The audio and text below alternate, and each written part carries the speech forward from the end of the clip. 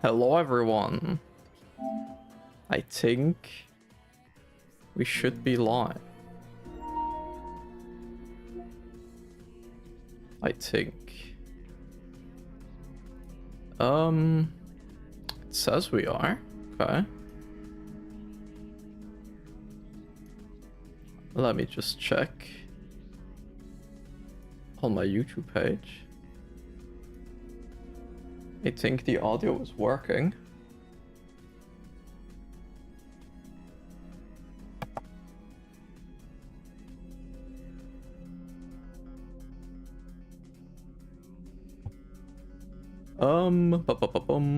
Okay, cool. So let's wait a bit until we get started. From checking my own stream, it looks to be fine. Okay. Oh, this might actually disconnect it for a bit, but I have to switch over to PlayStation on my monitor. Yeah, so PlayStation did disconnect for a second, but that's normal. That should make sense. Now, let me see. I should probably tweet out that I am live. Oh, what the fuck? There are two people in the chat. Hello, hello. Hello, everyone. Very epic. I'm assuming. Wait, what the fuck is this? There should also be music, I think. I put it kind of quietly.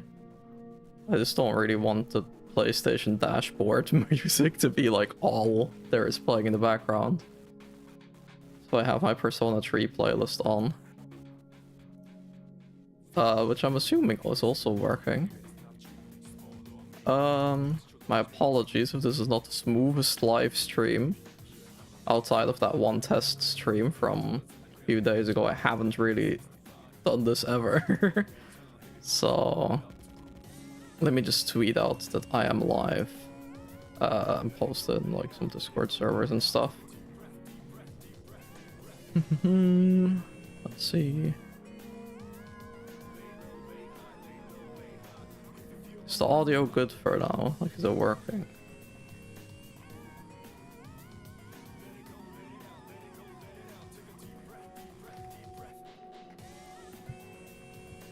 Live right now, link in the original. Sweet.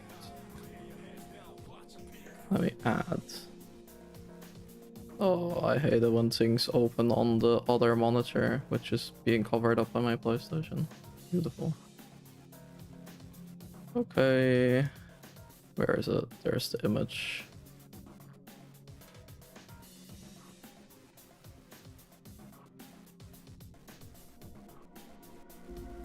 Everything sounds good to me. Okay, thank you. Do you also hear like the music faintly? I don't want it to be too loud so it's distracting, but like better than the PlayStation dashboard. Huh? Yeah, cool. Thank you. Blue Sky is a really dead website, but I'll post it on there anyway. Or at least it's dead on my end. I don't use it very often. How's everyone doing? I hope you're all doing well on this lovely Saturday night. It is Saturday, right? Yes, it is.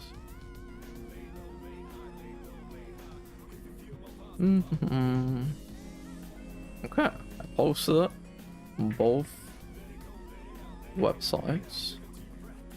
We post it in some Discords. Oh, Milky V, thank you for sharing the server already. In the live stream already in the server. I appreciate that.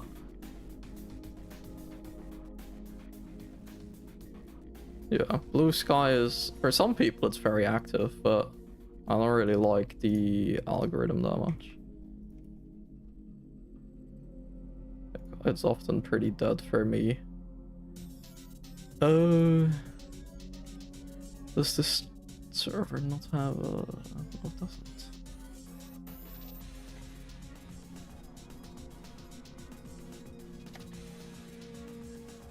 Let's see. I posted it here.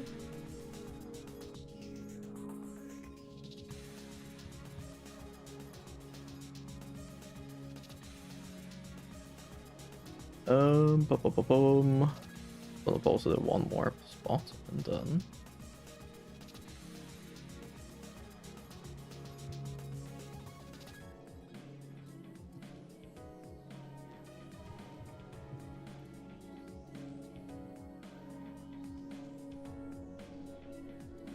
Okay, cool.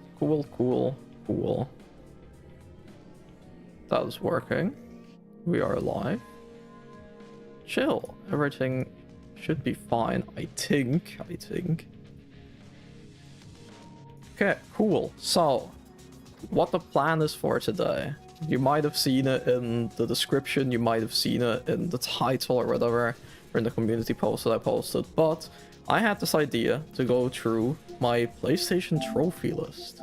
Because, as you can see on the top right, I have 100 platinum trophies, which is pretty cool.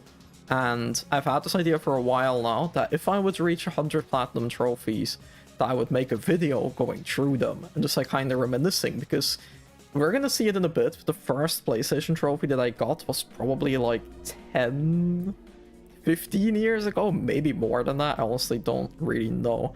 And I've always played a really like big variety of games. It's also been kind of evolving over time, you know what I mean? Like, I used to be really into Assassin's Creed, which you'll probably see a lot of in this list. And lately I'm really into JRPG, so I thought it would just be fun to like go through the list, see what I've been playing when, what games I got really into, and just like talk a bit about those experiences. Some of them I'm gonna go over pretty quickly. Some of them I'll slow down a bit and talk some more in detail, depending on if I have something to say or not. And I always just thought that this would be a fun video. Since the stream is unavailable in your country, I don't believe you. I think you're rage baiting me or pranking me. I was gonna say DM me if it is actually unavailable, but if it is unavailable, then you wouldn't even be able to hear me say that, so.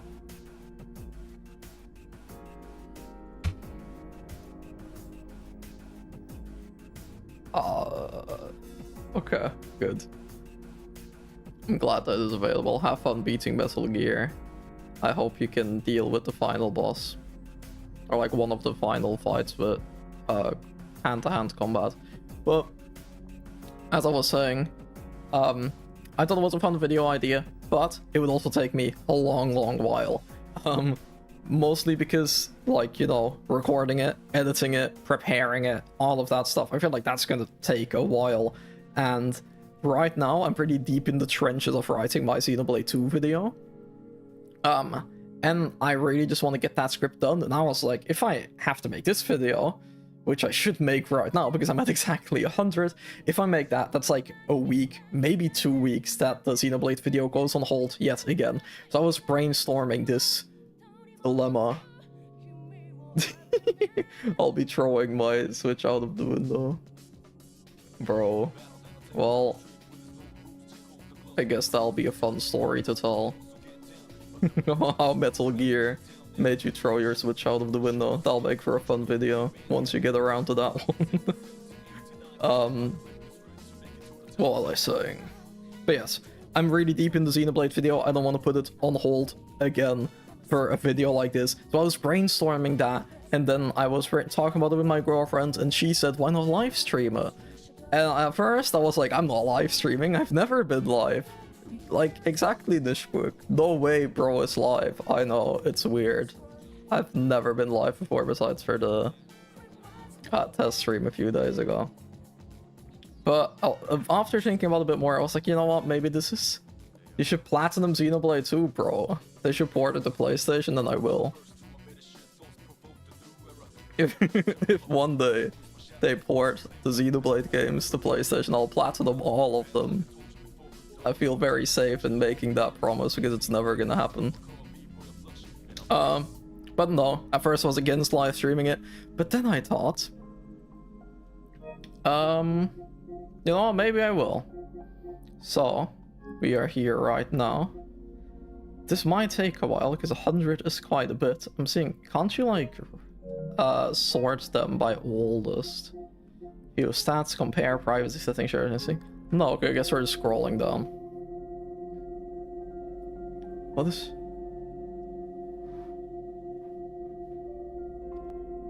Are you gonna play some rain bet? Is that apple juice? Rain bet? What is rain bet? Would be peak.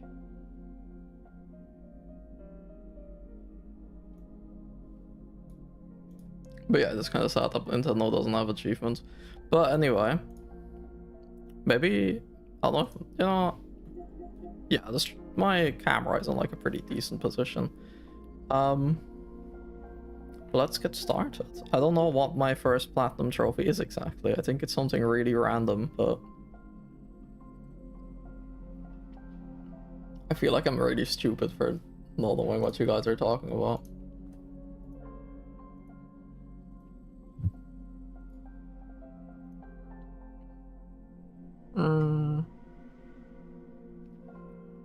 Yeah, you know what? I don't know what you guys are talking about. But this is how we're gonna do it. We're at the bottom of the list now. This is like, let's see. Yeah, 2013, end of 2013. So, just gonna talk. I need to clip that? What the fuck did I do? What did I do that we have to clip? What? This is scary. Being alive is a scary thing.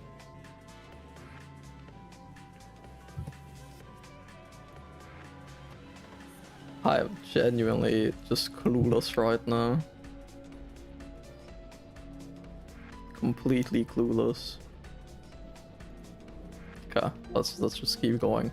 First, oh, okay. First platinum trophy, when was it? 2015? That's not as long ago as I thought.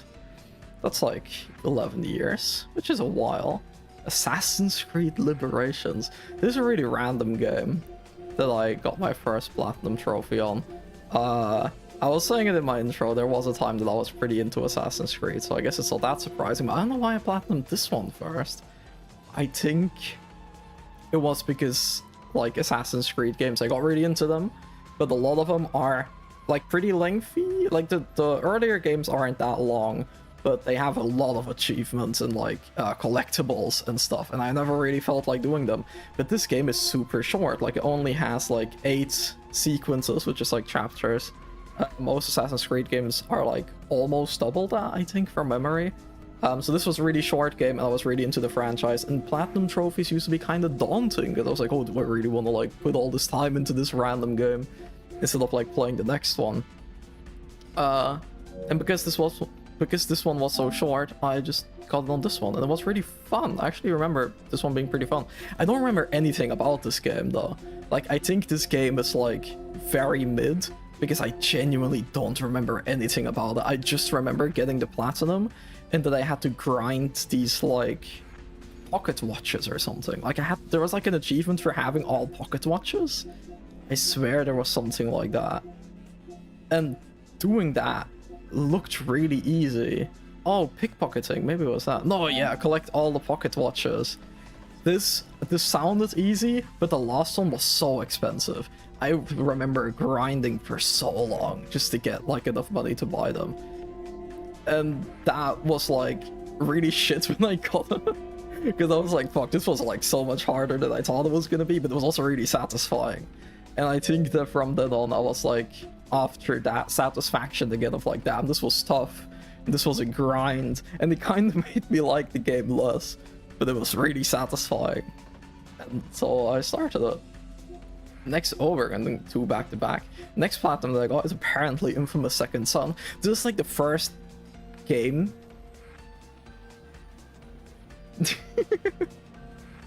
I just got to Snake. Did you like my sunglasses?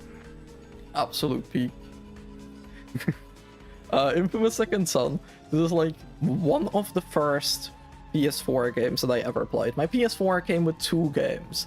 We're gonna talk about the second one later because I also platinumed that one. The other one was Infamous Second Son. This game was really, really fun. And don't remember that much about the story. I remember enjoying it though. I especially remember doing like both routes, like the infamous and the hero route, and being really surprised with how far they actually went for the infamous route, which is like evil, where you're like doing evil things, and the hero endings where you're like doing all the good things. But this was really fun. It's like a fun superhero game. I really miss Infamous. I've actually recently played through the first Infamous, and very soon I'm gonna play through the second game for the first time. But Infamous Second Son was really fun. This was a really fun like open world superhero game, and it was a fun platinum as well. Like this is actually one of the platinums that I finished, and I was like, oh, this actually made me appreciate the game more, because this wasn't just some horrible grind where I wanted to end it all. Like this one was really fun. And Assassin's Creed 2.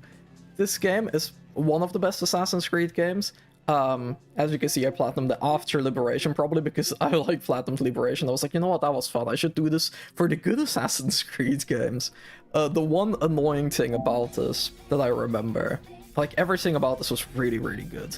I absolutely love this game. For as bad as Assassin's Creed is nowadays, Assassin's Creed 2 and just all of the Ezio collection is so, so good. I adore this game. But there was like one achievement for collecting all of the feathers, which is like a collectible, and there were 100 of them. And that was really annoying because there wasn't an in-game tracker.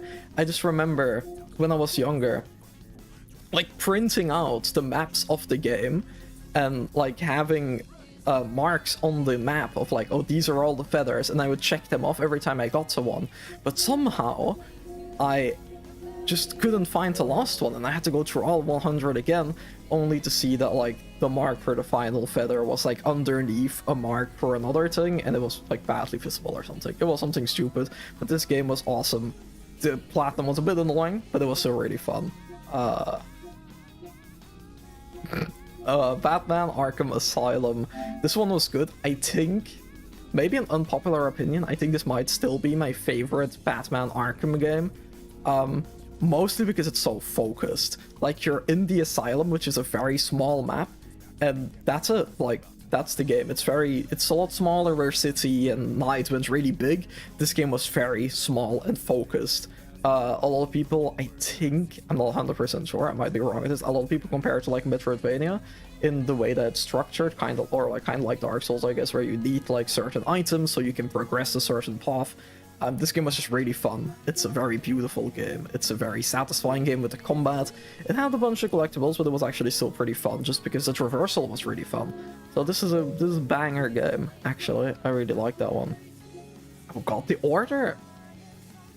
Assassin's Creed Syndicate. The order in which I got these Assassin's Creed Platinums are so random. Like, because we're also not... I mean, I'm guessing we're not seeing the other Assassin's Creed games in the list, because when you get a trophy, they like get pushed to the very top. Because I definitely didn't play the Assassin's Creed games in this order. But I guess I got the Platinums in this order, which is weird, but I guess. Yeah, Syndicate is fine. It's okay. I don't like Syndicate that much. It's very... The story is not very serious. Like, it's kind of a shitpost in a lot of ways. The city, while beautiful, also doesn't really work for an Assassin's Creed location for me, because it was so open and like the streets were so wide. And of course in Assassin's Creed you want to climb up all the buildings and run across the roofs, but you can't really do that when the streets are so wide. And then to like make up for that, they added a grapple hook, which to me was really stupid, because Assassin's Creed, like, while it has the weird, or like, while it has the fantastical stuff of like you jump off a fucking building and you land in hay and you're fine, but that kind of works. And this is like, oh, we just have a grapple hook and it's like a really small thing on your wrist, and like, boop, you can fly up to Big Ben. And I was like, that's kind of stupid in my opinion, and like the story is also really dumb. But it's still Assassin's Creed, so I still like enjoyed it somewhat, because I was really into these games. I feel like you're gonna hear that the way that I talk about these Assassin's Creed games. I used to be super into this franchise, so I feel like I'm gonna have a lot to say on most of them. This is far from my favorite one. I think it's like a 6 out of 10 at most, but it's Assassin's Creed. I liked. It's just satisfying at a time in my life to like do the Ubisoft open world games, like do all the side content. Like, it was fun. It was alright. So I got the platinum in this one. It was okay. Assassin's Creed Rogue is also like okay. I don't... Like, this is like a small side game, kind of. Yeah, it's again like another game with only 6 sequences, like really short. They released it like at the same time as Unity. Like, that was crazy that they released 2 games in 1 year. Like, no wonder the franchise went downhill. It was already hard enough with yearly releases, but then this year they really wanted to have like a PS3 game releasing at the same time as a PS4 game released. I guess to not alienate the fans that didn't have a PS4, which was nice for me at the time, because I didn't have a PS4 when Unity came out. So I was playing Rogue. This is actually the first game ever that I pre-ordered, which is crazy, because I remember being like really into the series, and this game is about, you're like you're basically an assassin, which are like the good guys, and then you have the Templars, which are the bad guys, but this game is about an assassin that becomes a Templar. And there's like the reveal trailer for it was just like the assassin like taking off his hood and like getting rid of like his assassin weapons, and then bringing up a gun and like shooting an assassin in the face. It was like, oh, you used to be my brother or something. And I was like, that's kind of raw. 15-year-old me was like, this is the coolest thing I've ever seen. I need this game right now. The game was okay though. They handled that plot kind of stupidly by just making all the assassins in that game really evil and all the Templars really like good for some reason. Like, obviously he's not going to stay an assassin and join the Templars, but it was alright. This game had a lot of collectibles though. Like, I feel like getting all the collectibles took me a lot longer than beating the main story, because the main story is like maybe 5 to 6 hours long or something.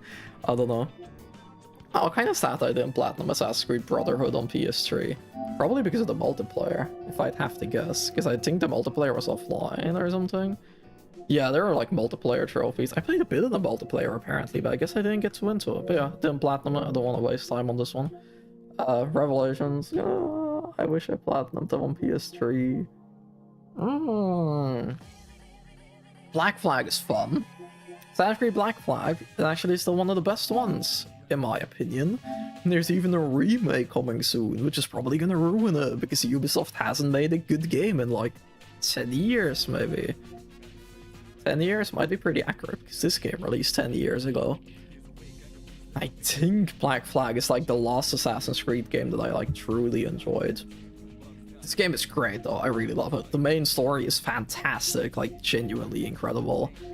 And the open world stuff was like good. I like the pirate stuff. But there was again a lot of collectibles, as is any Ubisoft game, I guess.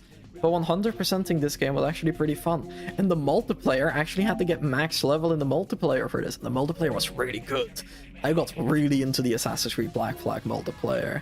Like, I got really into it. That was so fun. Oh, those were good times, man. Just like getting super into that multiplayer.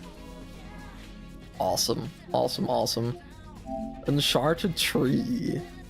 I don't have that much to say about this. Uncharted 3 was, I think, the first Uncharted that I played. I don't know why that is the case. Like, genuinely, I don't know why this is the first Uncharted game that I played, but it was, I think, from memory, and I really liked it. There's not that much to say about it. Like, a lot of people say that this is the worst of the original trilogy, I think. I think that's like the common consensus. That might be wrong. But I enjoyed this game. I thought it was really good. Not that much to say about it. It's Uncharted. Zombie, though. Zombie is a weird game. This is like a game that originally came out on the Wii, I think. And it was like, it got ported to PlayStation. It was free for PlayStation Plus. And it's like a first-person linear zombie like survival game, kind of. And I thought it was fun. A lot of people say it's really bad. I don't know if it's good or bad, actually. I remember enjoying it at the time that I played it, but I don't think it's very good looking back at it. It's probably kind of a mid game, so let's move on. Arkham Knight is good. I actually really like Arkham Knight. A lot of people complain about the Batmobile overstaying its welcome and being forced into every mission, and that is true. But it's still a very good game. I feel like people kind of complain a bit too much about it. I actually really enjoyed this one. It is a beautiful game. It's a very fun game. Again, the combat was super satisfying, like with Arkham Asylum. It's really fun. It's probably like it's my third favorite in the Arkham series. So like Asylum is my favorite, then City, then Night, and then Origins. So it's not like masterpiece or whatever, but I really enjoyed this game. This is a while that I didn't get a platinum. Tales of the Borderlands. This is a Telltale game, so it's basically just like finish the game, you get the platinum. I don't remember anything about this game. I remember it being like fun, enjoyable. I don't remember anything from it though, so I'm just gonna move on because it's like not like I had to do anything for it. While God of War, the original, the first God of War on the PS3, this was so much fun. Like it's just a really fun game in general. I'm really excited for the remake as well. I'm curious what they're gonna do with it. But I love the original God of War trilogy a lot. And there was like the most memorable thing about getting this platinum is that there was this one trophy of like beat the game within a certain amount of hours. Beat the game under 5 hours. That was really fun because I remember starting the game. Like I was home alone and I was just like, okay, let me just get this platinum today. And like 5 hours, I guess it's not that impressive of like a play session. But I never really do like super long play sessions. So back in the day I was like, I'm gonna start this game right now and I'm only gonna turn it off when I beat it under 5 hours. And I thought that was super fun. Like I don't even know why. It was just really fun. I really like this game. Like the other trophies were also really fun, but that one like really sits in my memory that I like played it like that. Oh, we got a few back to back here. This will be fun. I need to drink something. Okay, I'm talking so much. I'm drinking my water. Stay hydrated, guys. Everyone watching this, stay hydrated, yes. Final Fantasy 15. It's really weird to see they only got like... Yeah, you can see it on the stream, my camera's not blocking it.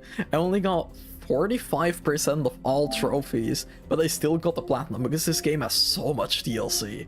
And as you can see, I never played any of it. Because I got this game on day one. I remember pre-ordering it. This is the first Final Fantasy game that I ever played. I think it launched then, I assume, because I remember getting it on day one. This was a really fun game. Like, it has a lot of problems. A lot of people always shit on this one, as it's like one of the worst Final Fantasy games, a lot of people say. Obviously, it got fucked over a lot. Obviously, there's the Versus 13 stuff. A lot of people were very hyped for it because it was in development for so long. But I was kind of just someone who never heard of Final Fantasy. And then I just saw this one trailer where like Stand By Me was playing, and I was like, this goes so hard. Chamsta just came online. That distracted me for a second. I'd like never heard of it. I saw that one trailer and I was like, this game looks sick. So I pre-ordered it and I played it and I really enjoyed it. Ever since then though, I never went back to it. Because a lot of people say that it's got so many DLCs and so many patches and fixes and everything that it's basically a different game at this point. So I will revisit it one day. Like, I would love to play the Royal Edition, but I have a lot of games to play, so that's why I haven't yet. I don't know, this game was really fun. I really enjoyed it. It was really fun to like get super into this game and just like find out everything, like go through the whole open world, catch all the fish, like stupid stuff like that. I just really enjoyed this one. This one was fun. Watch Dogs 2. This is a weird one because gameplay wise this game is really fun and creative. Like the way that the hacking is being used and everything, really good. Very like pretty open world, very Ubisoft open world, obviously, because it's a Ubisoft game. Gameplay wise this game was very fun, and that's why I platinumed it. But story wise, kind of dog shit. Like the way that the character dialogue especially, so bad, like genuinely kind of embarrassing that they wrote some of those lines. But it was really fun platinum. I remember just like enjoying driving around this world and doing all the things. So for that, good game. But like the story drags it down a lot. Like I never think about this game. This is not like a game that I would really say is like a good game. But the gameplay was good. I'm just more of a story guy. Life is Strange is good. I like Life is Strange. I don't really remember what I had to do to get the platinum. 6% of people got it. I think that's like quite a bit, isn't it? Yeah, because normal platinums are like 1 or 2%. So I'm guessing I just had to do like some small stuff for, yeah, like take optional photos. So that was probably it. I like Life is Strange though. I like Life is Strange 1 before the Storm and True Colors. I never really played 2, and I heard the 2 latest games are kind of bad, so I haven't played them yet. The Life is Strange 1 is good. I really like it. And the Platinum was fun, I guess. I don't remember that much of it, to be honest. Where's the next one? This was a... Oh, Bloodborne. Its peak. This game, I mentioned earlier, the infamous Second Son, was one of the first games that I ever got. Or like, it's one of the first games that came with my PS4.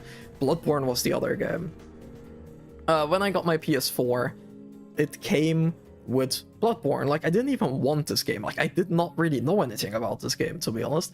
All I knew is that it was hard. Very, very hard and challenging, like, brutally so, as it is a Souls game, obviously. But I remember walking into the store when I was younger and being like, I want a PS4.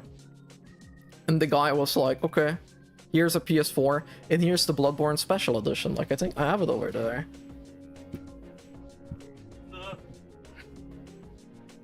The guy was like, here's your PS4, and here's your Bloodborne Special Edition. It comes with like an art book and a steelbook and stuff.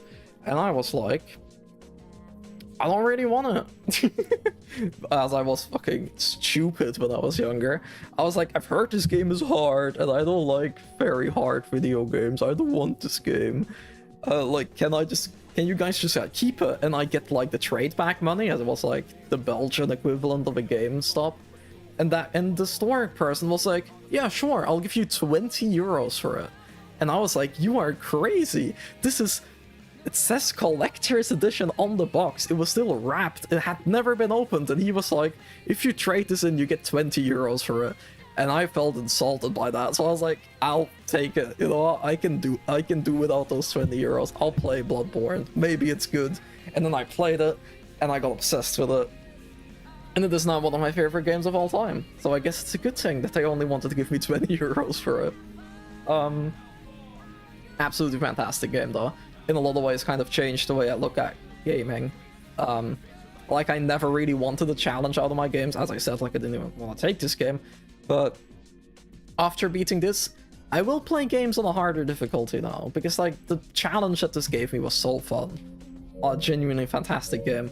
I'm surprised it's not, like, lower in this list. But I guess it's because I played the DLC, like, a lot later. Like, I played this in 2015, and I played the DLC in 2018. So that makes sense. That checks out. Assassin's Creed Origins is like the first of the RPG Assassin's Creed games. I enjoyed it. I thought the story was pretty good. The open world was way too big, and I didn't really like the RPG mechanics, but it was Assassin's Creed, so I was like, I'll platinum it. That's just what I used to do, I guess. And it was fine. Like, I don't have that much to say about it. This game is, like, fine. It's the best out of the RPG games, in my opinion. But this was, like, the last... I said this earlier as well with Black Flag. This is, like, the last Assassin's Creed game that I, like, really enjoyed. Black Flag was, like, the last Assassin's Creed game that was like, oh, this is actually amazing. And, like, I love Assassin's Creed. Origins was the last Assassin's Creed game that I finished, and I was like, that's a good video game. We'll talk about the next ones later. Steins Gate Zero... I love Steins Gate Zero. It's not as good as the original Steins Gate. It's like a prequel, sequel, in the middle of the story, spin-off, canon story. It's hard to explain if you don't know what Steins Gate is. It's a visual novel with time traveling. So that it's an Assassin's Creed Salt Platter sheep. That's how I used to be. That's how I used to be. This is not the worst offender of that. We'll get back to that sentence later. No, Steins Gate Zero is... I like Steins Gate Zero a lot. Not as good as the original, but it's not bad. It's a visual novel, so like platinum it was like nothing really. JoJo's Eyes of Heaven. This is another sheep moment. It's JoJo's Bizarre Adventure, so I'll do everything that it has and I'll platinum it. I'm not even into fighting games. There's like a 3D arena fighter. Not really into those. But it was JoJo's. It was really fun to like see all the different interactions. Because while I don't think this is necessarily like a great game, I don't really have like... I can't really say if it's good by like fighting game standards. Because I'm not really into them. But as a JoJo fan, I really enjoyed this.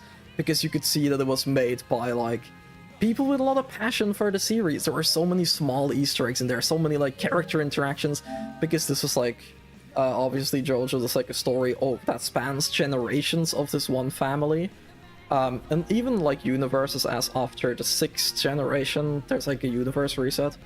And the game has so many interactions with characters that never meet in the series itself, and it's just so good, and it had a really good like main story as well, like an original main story. I really enjoyed this. So yeah, Dishonored is another fantastic game. It's like a first-person stealth game. I also got really into this one. Getting the platinum for this was really, really fun, because you had to do like, yeah, like the ghost trophy. Complete all missions without alerting or killing anyone. Complete all missions without alerting everyone. Like, never get any supernatural powers, because the game is all about like, you're an assassin and you have like supernatural powers like teleporting and like controlling rats and like other stuff. I don't know why I'm blanking on the powers right now, but it was really fun to play through this game with those challenges, like do a high chaos run where it's basically like all out chaos, you're just shooting everyone, to like a ghost playthrough where you're never once alerted. This was really fun, and as I can see, I knew it's for the thing, but I wasn't 100% sure. But now that I'm looking at it, yeah, I got the ghost, shadow, and no supernatural powers in one playthrough, and that was so fun. That was like one of the funnest things I ever did in the game. What a fantastic video game.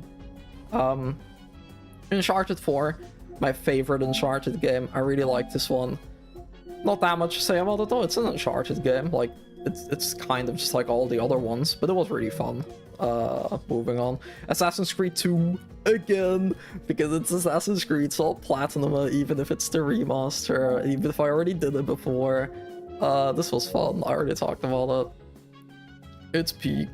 Battlefield 1, I don't remember, to be honest. I think this was like free on PlayStation Plus or something, because I never bought a Battlefield game. Or maybe if some friends wanted to play it and I bought it to play with them, I don't remember. But I got the platinum on it, because I guess I was enjoying the gameplay.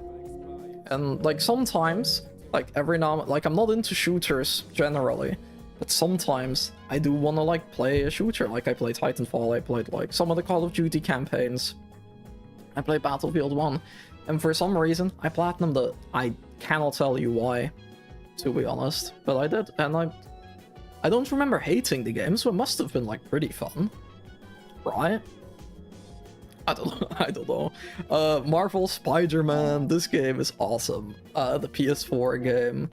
This game was honestly really special, because as with a lot of people, I grew up with Spider-Man.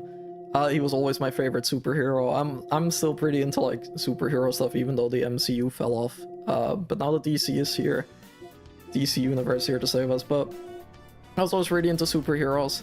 I always loved Spider-Man, so this game was honestly like a dream come true to me. Like everything about it. I loved the story. It had a lot of like really strong moments, a lot of really strong emotional beats. It had a really fun open world. The swinging and the combat was so satisfying. Like, I love it. Like, even in the second game, like the second game is a lot more flawed, we'll get to that later, but it just has that swinging and it felt so good. Like, I love this game. This used to be like for a while my favorite game, like when it came out, and even now it's like ranks pretty highly because there's so many fond memories and so just like satisfying to swing around that city. Absolutely incredible. Assassin's Creed Odyssey though is a piece of shit. But I platinumed it because it's an Assassin's Creed game and I wanted to get my money out of it, because I remember that when it came out, I didn't even really want this game, because I was like, Origins was like still good, but it has a lot of the RPG things in it that I don't really like, and then they announced Odyssey and it just looked like all of the things that I disliked in Origins times 10, and I was like, I don't really want this. But then when we got closer to release, I think the ending got, yeah, sheep. This is the, there's another one. When we got closer to release, I think the post-credit scene of this game leaked or something, and it showed like Ezio and like the rest of the assassins. But this game is also set like hundreds of years before the Assassin Order is like created. And I was like, that's like, what are they doing here? Like, it's actually really interesting that they would like set a game so early but still show like stuff from like later in the franchise. So I guess it connects. And for some reason, I guess that convinced me to buy this game. And then I finished it and I was like, this game was fucking terrible. Like, I hated it. And I was so angry at it. But I also spent all this money on it. And I was like, fuck it, I'll platinum it. I don't remember why. I could not do this today. I spent so many hours in this game. But it was also like a mindless, like, open world game. So, like, I guess in that way it wasn't that bad, where I just, like, put on a podcast and, like, ran through this massive open world and just, like, did a checklist of things, which was, like, satisfying in its own way. But that's not a good game. Terrible. Genuinely terrible video game. One of the worst games that I ever played.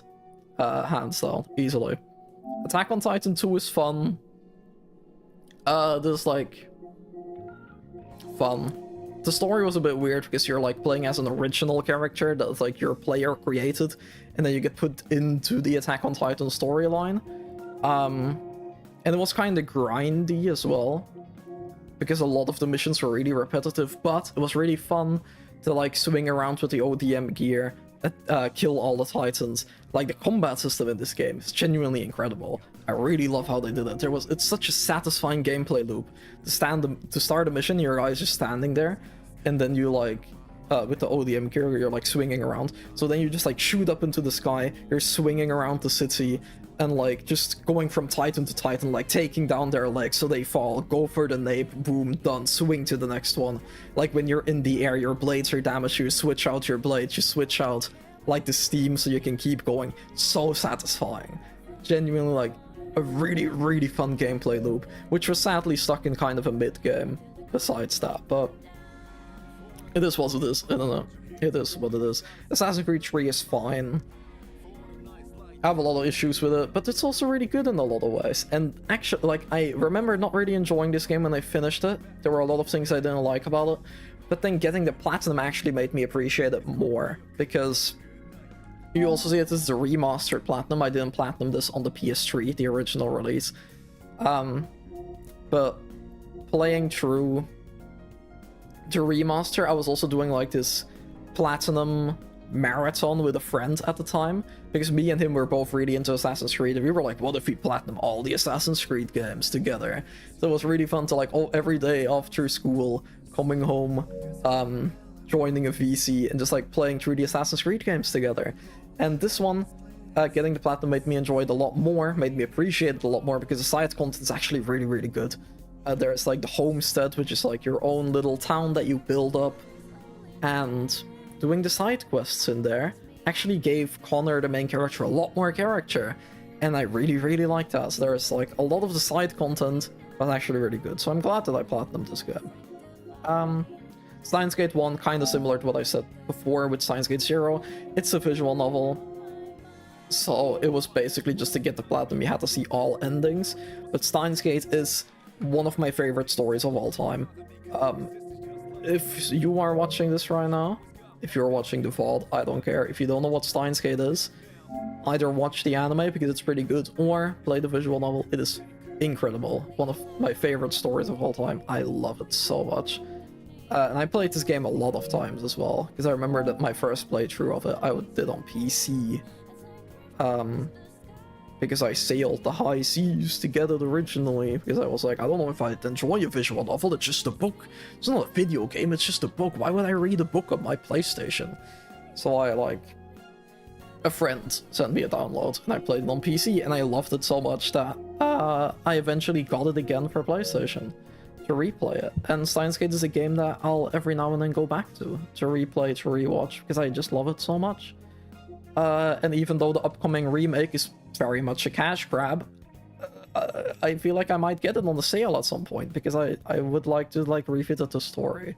It means a lot to me personally. Detroit Become Human is whatever. Actually don't remember that much of this game. I remember it being pretty good. And this was also like a story-driven game. Like, a Telltale game, kinda, so you just had to do like some small optional things to get the platinum. It was fun. Assassin's Creed Brotherhood, fantastic. Second game in the Ezio trilogy. 10 out of 10 game. I love this game a lot. And the platinum was really fun. Not much to say about it, it was just really good. And I got the PS4 platinum because on the PS3 there was the whole multiplayer thing, so I really liked to like remastered it, and then I got to play it and like do all the side content. And it was really satisfying because in this game you're like in Rome and the assassins are taking back Rome from the Templars, and it was super satisfying to do all of the side content.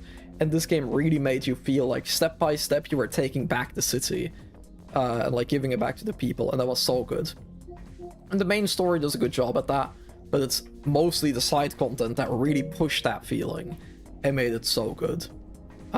Persona 5 dancing, or like, I like rhythm games sometimes, and Persona 5 has a good OST, so I got the platinum on it. Not much to say. A few games back to back. A Way Out is like the first or one of the first games by the developers of It Takes Two and Split Fiction. And I played this one with a friend back in the day, and it was really fun. This was really janky though. I remember not enjoying it that much. Like, it was fun to play with a friend, but unlike It Takes Two, there's not really a game that I would like tell everyone to go and play. It Takes Two was really fun. But this one was like, it was fun. It was fun enough to get a platinum. But this was also like mostly doing like really tiny things, and like, because some of the levels were more open, so you just had to like go somewhere and do something random to get a trophy. That was pretty fun. Star Wars Jedi is awesome. There's like probably one of my favorite things in Star Wars, because Star Wars, as we all know, fell off when Disney got it. But the Star Wars Jedi games are like one of the better modern Star Wars things out there. Really good story, really fun gameplay. It's kind of like, not really, but it's kind of a Souls-like in the way they have these like checkpoints that if you rest at a checkpoint you revive, but then all the enemies respawn. I like the way that it with like shortcuts, and like you unlock force abilities that allow you to double jump and like do all of that stuff to unlock more parts of the map. Very fun game. I really enjoyed it, and getting the 100% was also really fun. Persona 5. The PS4 version. Star Wars fell off way before Disney. Okay, yeah, that's true. I wasn't true. The prequels are before Disney. Yeah, I was never that big into Star Wars. Like, I liked the original trilogy. When I was a kid, I liked the prequels. But nowadays, I like know that the prequels aren't good, and mostly people that like it because of nostalgia, which is fair. But yeah, I guess that is a fair point. Disney did fall off way before. Star Wars did fall off way before Disney. But it did get a lot worse after Disney as well, though. Like, some of the stuff that Star Wars is putting out now. Embarrassing. We are not skipping Persona 5. Persona 5 is peak. When I started Persona 5, or like when I got into Persona 5, this was another game that I went into with like no expectations. Because I never played the JRPG at the time. But I saw the Persona 5 anime on like the upcoming seasonal anime. And I looked at that and I was like, oh, I heard good things about Persona. I'm not into JRPGs, but I like anime. Maybe I'll watch the anime. Everyone started screaming at me to not watch the anime and just play the video games. So I was like, the video game. So I was like, okay, fine, I'll buy it. It's like 10, 20 euros at the time or something. So I played it. And initially, it was kind of hard for me to get into. I think you can see it in the trophies. Yeah, like complete the Castle Palace, like the first dungeon. I did it in like August of 2018, and then the next dungeon I only completed in 2019 in April, because I took a very long break from this game because I could not really get into it originally. But I gave it another shot, and now I really love it. Like, I finished my first playthrough, I immediately started the second playthrough to like max out the social links and do like all the special things for the platinum. Like, incredible game. and kind of in the same way that Bloodborne made me like appreciate different types of games I didn't think I would be into originally. Persona 5 also did that once again, being like, no, even if I never played a game of the genre before, why not just give it a try? Because maybe you'll fall in love with it. And that's really what like Bloodborne and Persona 5 did to me. And that's why I play such a big variety of games. Like Persona 5 is incredible, still one of my favorite games. And at the time, I must have played it like 2, maybe 3 times. I don't think I finished it 3 times, but I do think that I started the 3rd playthrough to like clean up some trophies. Pretty fun. Insane song sync up. You just think that, but I'm actually playing the Persona OST playlist. But yes, true. It is an insane song sync up. What a crazy thing to happen in this live stream today. Assassin's Creed Revelations, final game of the Ezio trilogy. Once again, got the remaster platinum because it didn't have the multiplayer trophies. Incredible game. It has like more flaws than Assassin's Creed 2 and Brotherhood, like the other Ezio trilogy games, but the ending of this game is fantastic. Still like one of my favorite endings in gaming. It is brilliant how it ties together the modern day plotline, how it ties back to Assassin's Creed 1, how it ties up Ezio's character. Brilliant game. Loved it. But the open world was like kinda because it had like a tower defense minigame, which I didn't really like. But it was fun to get the platinum and like do all the optional dungeons and stuff, like the parkour challenge. It's really fun.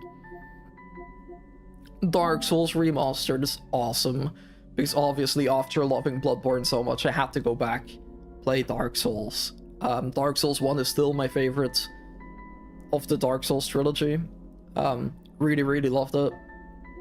It was incredible to go through this game and like do all of the optional stuff. My glass of water is empty, I'm gonna refill it. It was really cool to do like all of the optional stuff, do all of the bosses, like play it a few times, get all the different endings, and like really learning that game, like inside and out. So I have a lot of fond memories of this game. It might not be like objectively the best Dark Souls games, and like the second half is kind of falls off a bit.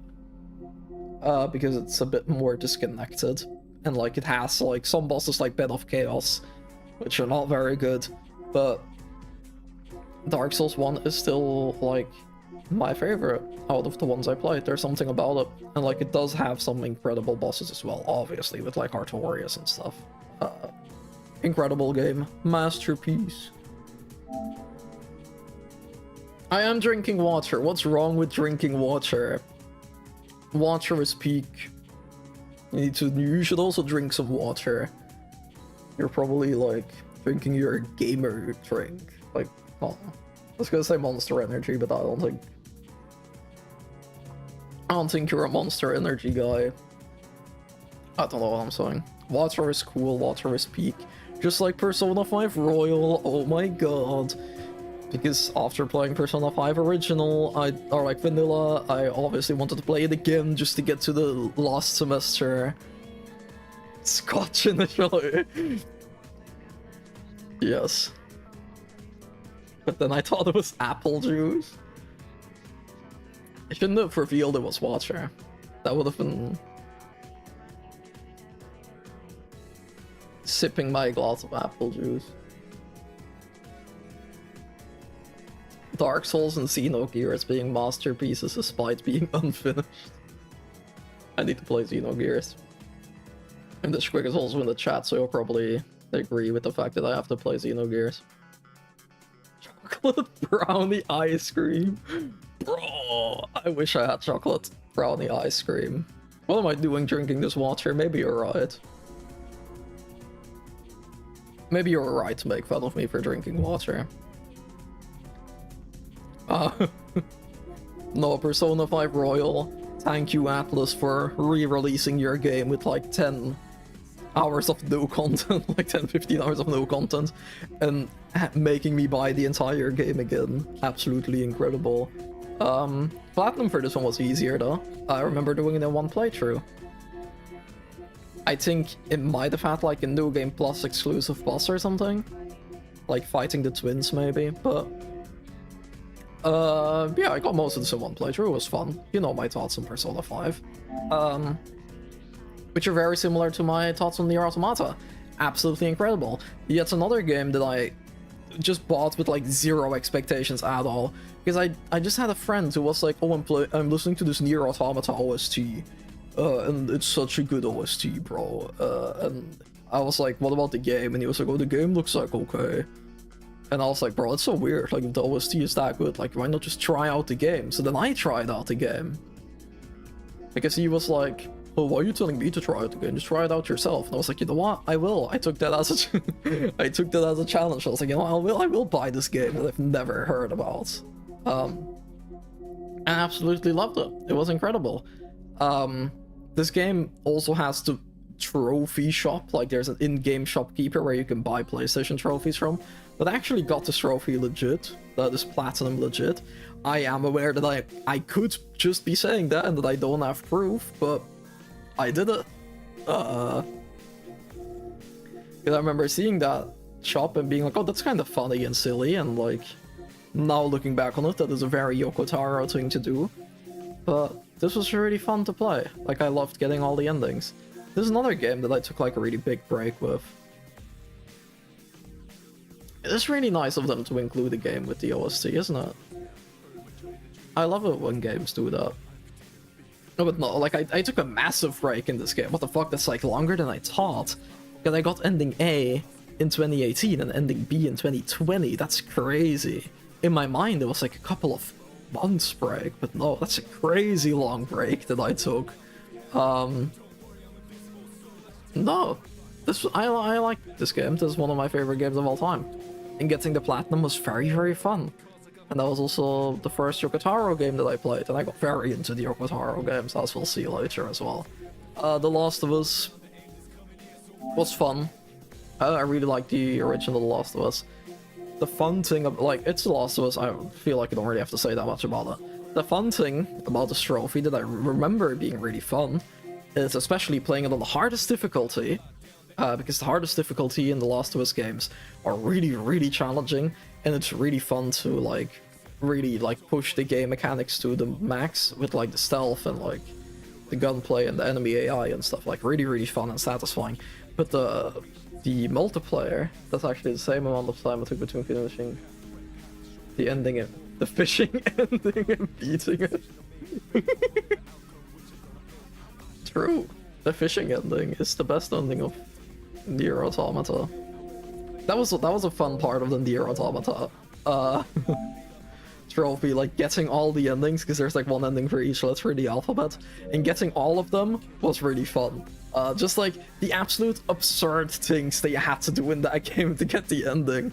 Like, if you just like, sometimes there's like a linear path where like it's an open world game kinda, but sometimes they're like, oh, you have to go there right now, like you're here, you have to go there. But if on the way there you would like trail off a bit, the game would just end and you would get credits.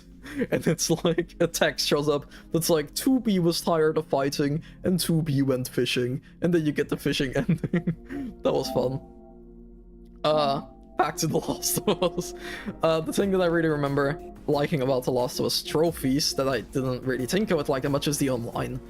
Kinda sad that the online for the second game got cancelled, but the online for the first game was really, really fun. This was something that I really didn't expect to like, because that was like the only thing stopping me from getting the platinum on the PS3 version.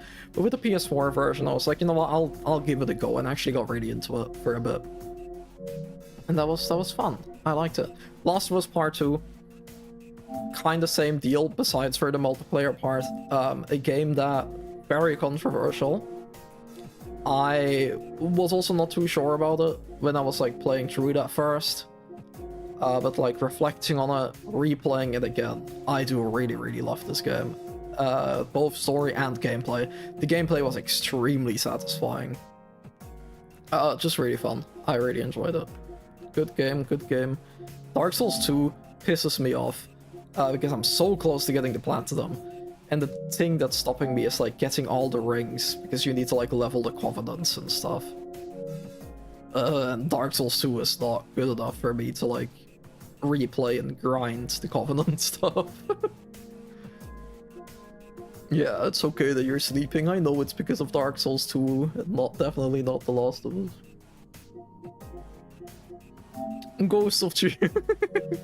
I just saw Kingdom Hearts 3 there. That's gonna be another fun, controversial one. Ghost of Tsushima, really fun. Kind of in a lot of ways, kind of a generic open world game. But it was a really good one. Like, I feel like that's... A lot of people look at Ghost of Tsushima and Ghost of Yotei and kind of say, like, oh, this is just a Ubisoft open world game. Like, why do people like these games and then hate on the Assassin's Creed, like the later Assassin's Creed games? And the difference is that the Ghost games are good. Like, the Ghost of Tsushima and Ghost of Yotei, like, we'll get to it later. Very, very good games. Absolutely beautiful open world.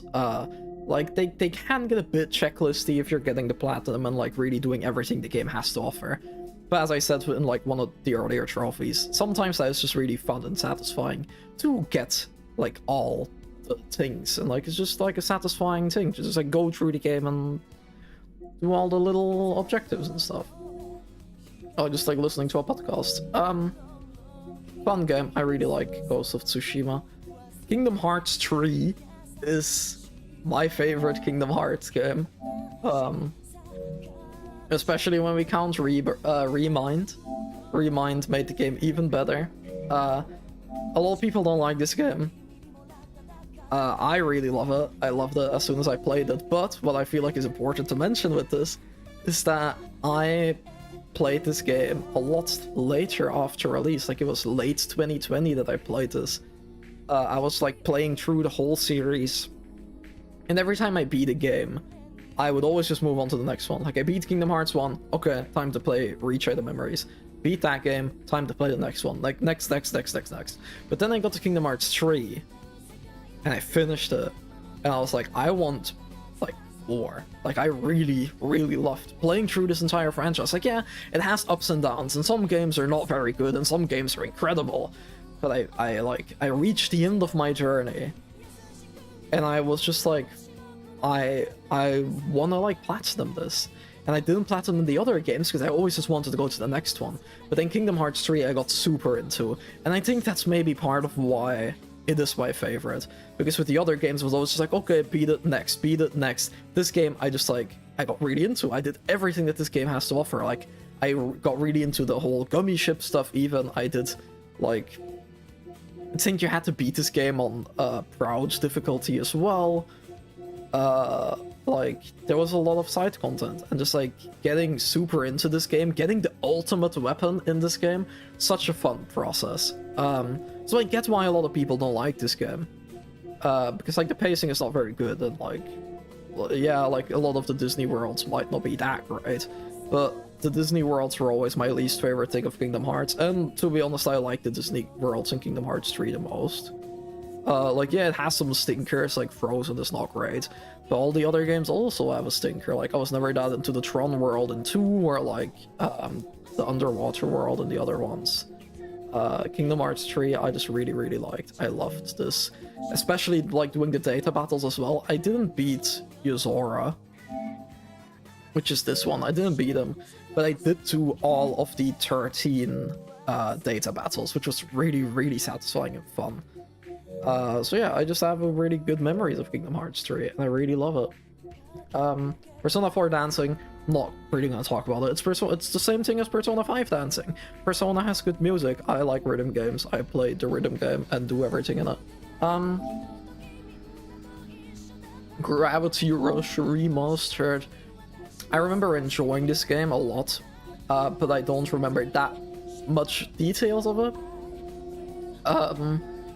But, like, obviously this game is like you're a gravity shifter and you can, like, fly and like just manipulate gravity, and that whole aspect of it was so fun. Like, the traversal was incredible. The city, it's like an open world game. The city looked beautiful, also because of, like, the gravity. It had, like, a really pretty art style, and, like, buildings would be sideways, and, like, ooh, I don't know.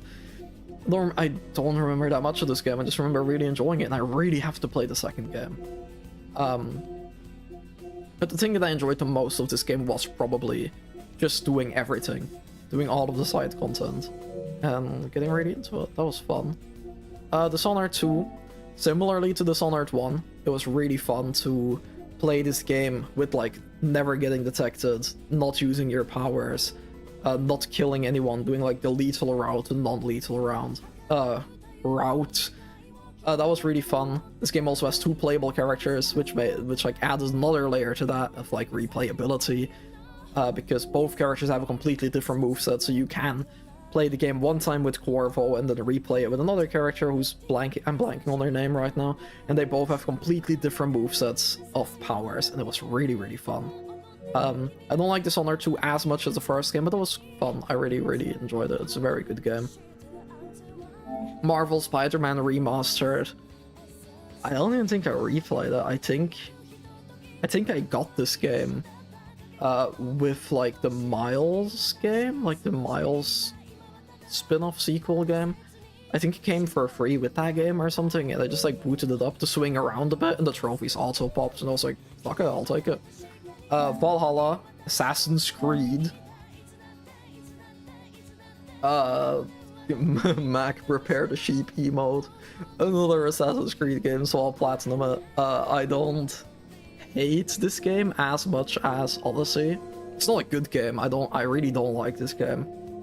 But I did do everything I had to offer, because there were glimpses of a really great game in there. I think the writing is really strong. It's like you're basically taking over the UK, I think, and you had like different districts, and every district had its own arc, and some of those arcs are actually really well written, but it's like it has the Ubisoft thing where it's not a linear game, so while the arcs themselves were good, they don't really inform each other, and the characters are like struggling to have a real arc because you can do it in every order. Thank you for the sheep emotes. But yeah, I platinumed it. This is the last Assassin's Creed game that I platinumed though. This one was like, I'm done. I'm surprised it took me this long, but this is the last Assassin's Creed game that I played, and the last game that I platinumed. Hello, David. Hello. I hope you're doing well. Thank you for joining the stream. But no, this is the last Assassin's Creed game that I platinumed. I think I platinumed all of them. From like Assassin's Creed 1 didn't have a platinum, but then 2 Brotherhood, Revelations, 3, 4, Unity actually didn't platinum, Syndicate, Origins, Odyssey, Valhalla, I platinumed all of them.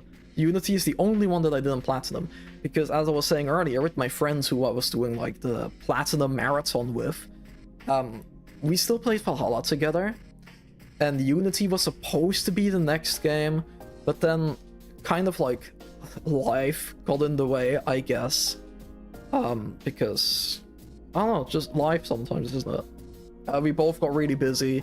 It was kind of busy to like be in a VC at the same time and play through an Assassin's Creed game and platinum it. So Unity is actually the one game that I never platinumed, because I never got to play through it with him, which is kind of sad. Maybe one day I'll go back and get to Unity Platinum, because Unity is like a fine game, but it's kind of sad that I have all of them platinumed besides for Unity, despite me not even hating that game. Like, I despise Odyssey and I platinumed it. I do not like Valhalla and I platinumed it. So maybe one day I'll go back and platinum Unity to finish off the collection. Oh, what the fuck? These are a lot. These are like 5 in a row. Okay. Better sip my apple juice.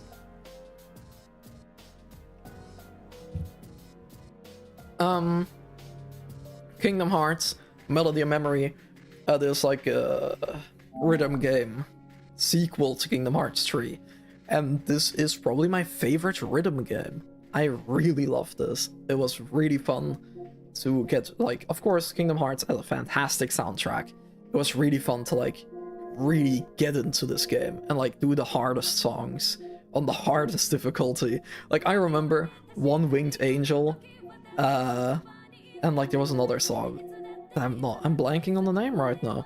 But like One Winged Angel was one of the hardest songs in this game, and doing Down Proud was like insane. Sometimes, like, I remember being shocked when I finished that as like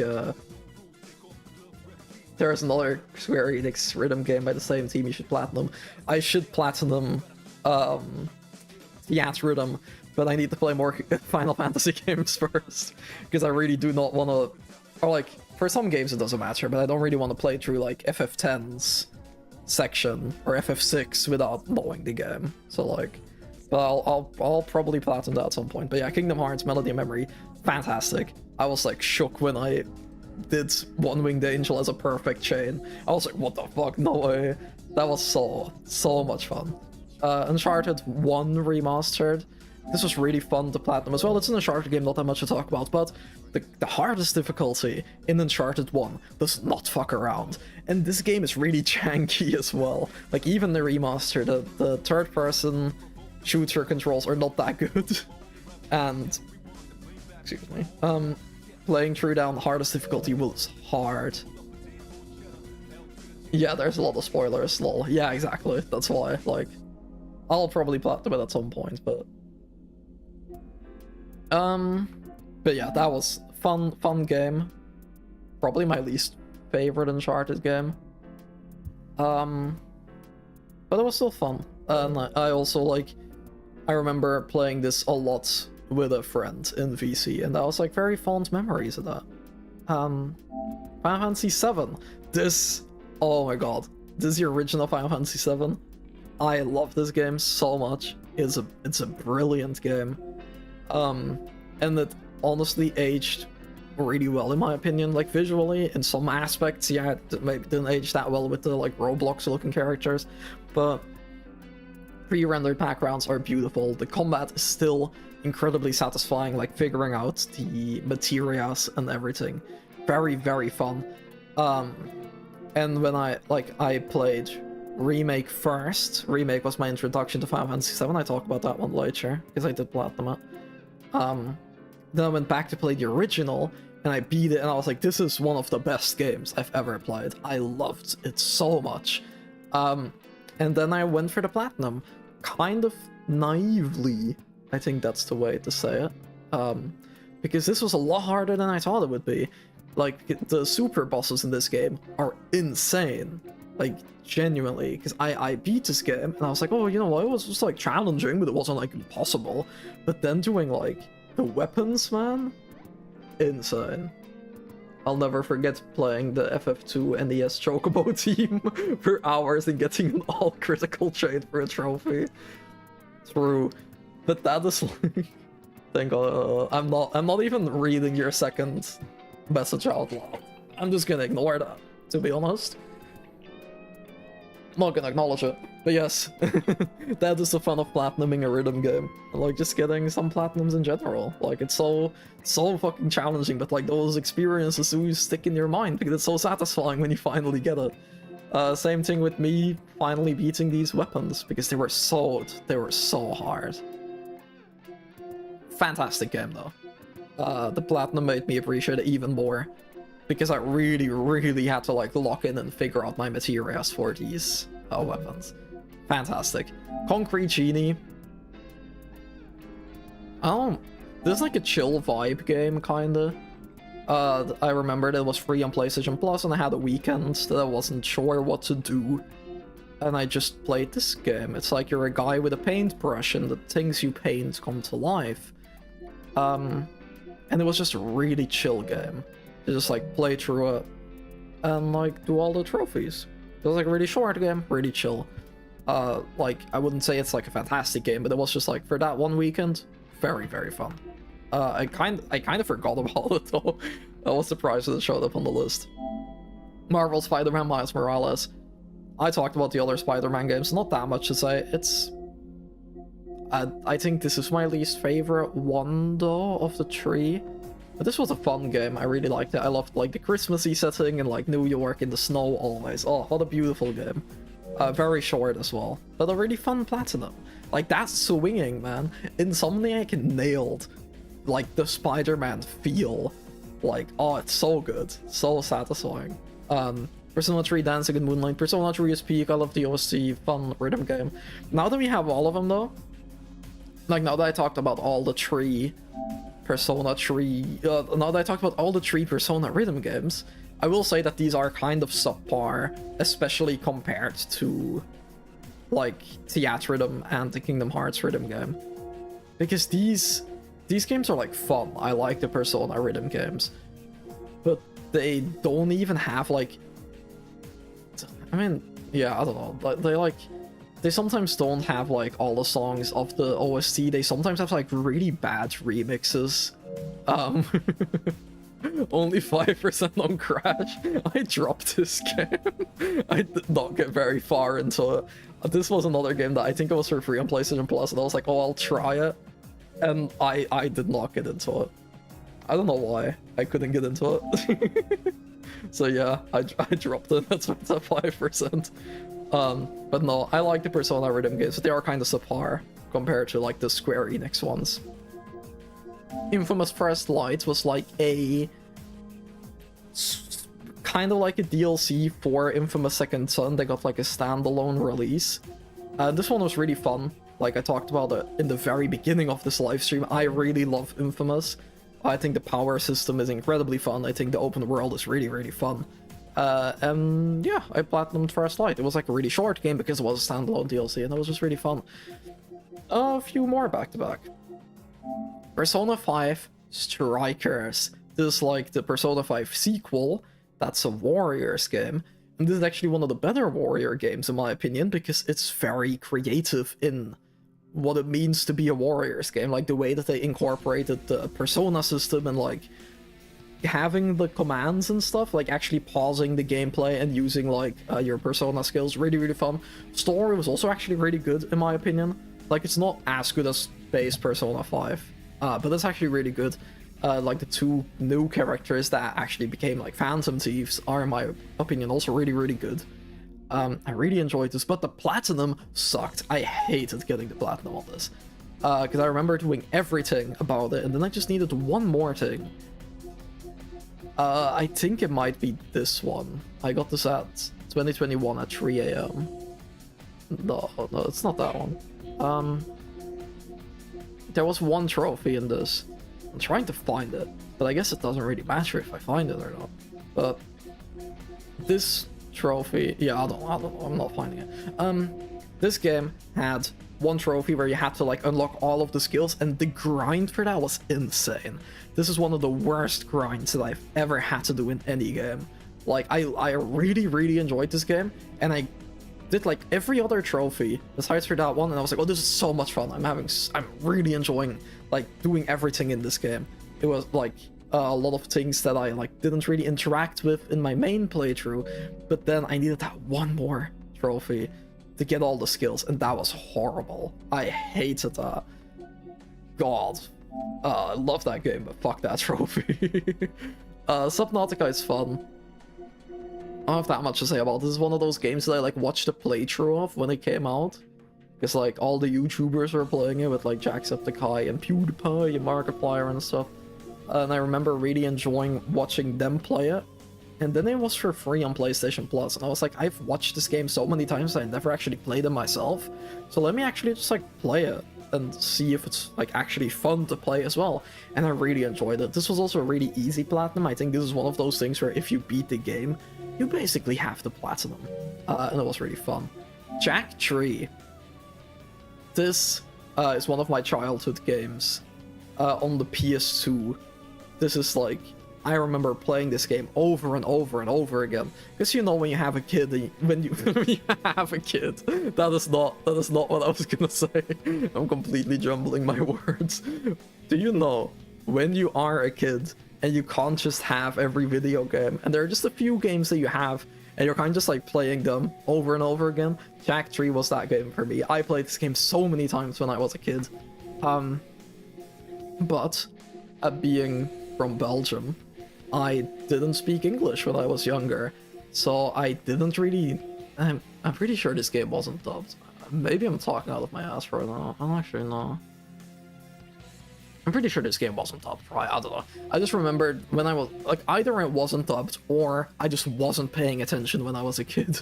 But I remember playing it and, like, really enjoying the gameplay and not really paying attention to the story, or not really getting the story. And then I saw that it was on the PlayStation Store, like in 2021. I saw that it was on the PlayStation Store, and it had trophy support. So I was like, you know what? I'm gonna go back to this game, and kind of like relive those childhood memories and do everything it had to offer. And this was really fun. It was a really easy platinum. It was just really, really fun to revisit a childhood game. And I love that that's a thing, that you can like get these games, like these PS2 games, that you can just buy them on the PlayStation Store, and that a lot of them have trophy support. Like, that is really, really nice. Like, as soon as I found that out, I bought this game and platinum. That was so fun. This is a game that I have to go back to. Nier Replicant, incredible. I talked about Nier Automata earlier, one of my favorite games of all time. Nier Replicant is like almost tied with that game. I like Automata a bit more, maybe because I like went into it with no expectations. And like that ending hit so hard for me. Well, this game I was like, oh, it's a Nier game, I'm gonna love this game. Like, I went into it with really high expectations, and I met those expectations.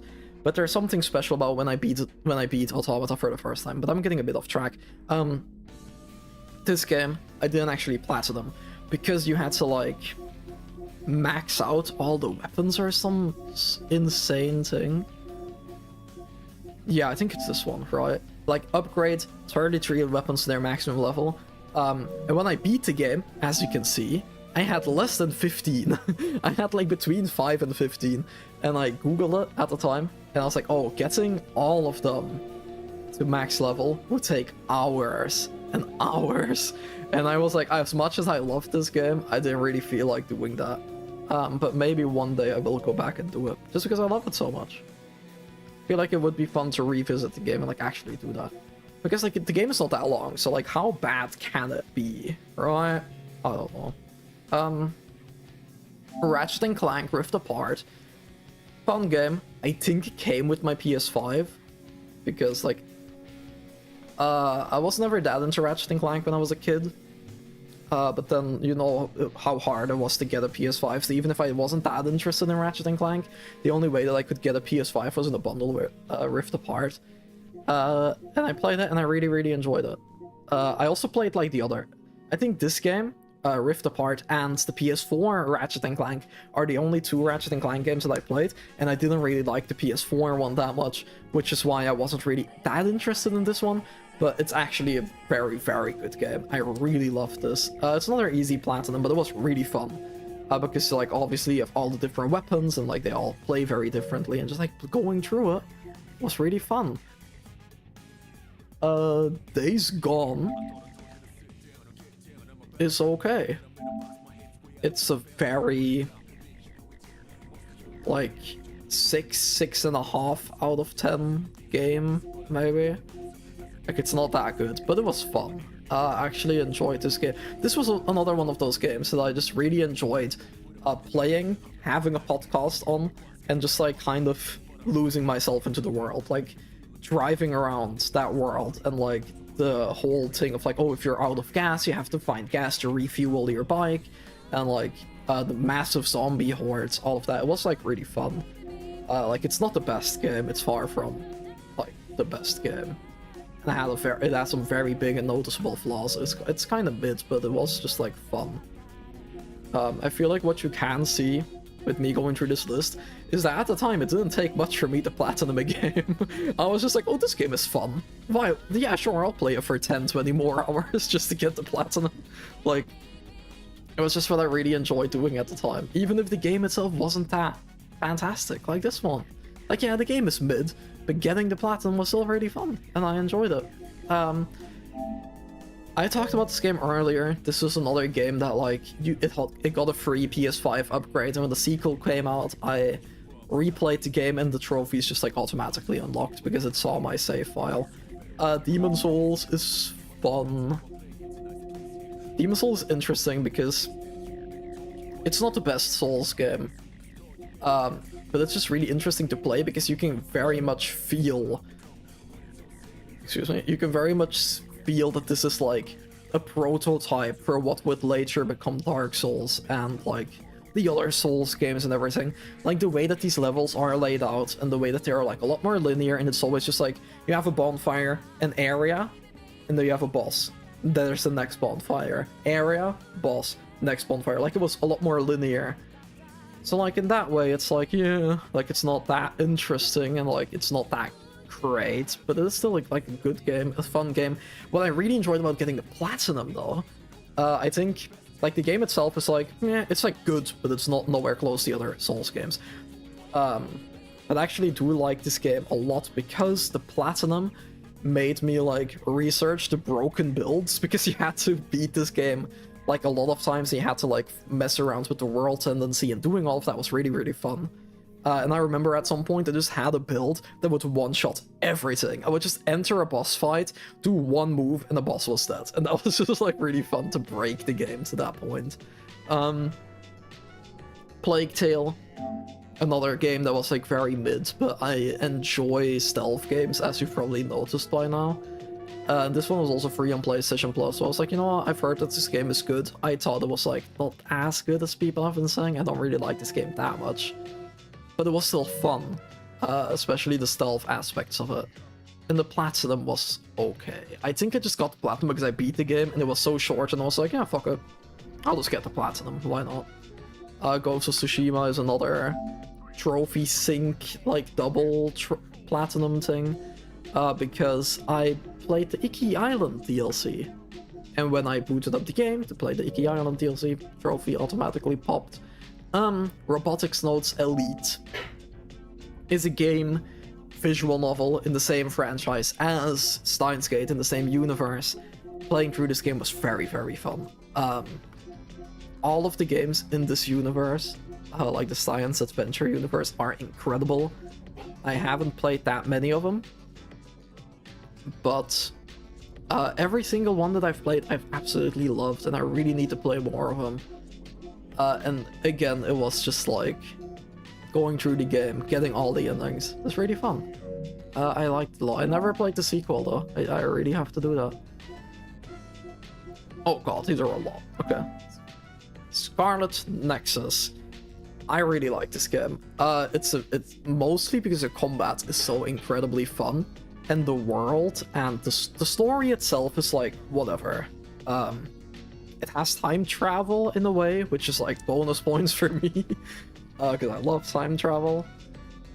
But the story in general wasn't that fantastic, but it did have very likable characters, which is also something I love. Like, the story was kind of meh, but the characters were so likable that I did really enjoy the game. The combat was incredibly satisfying.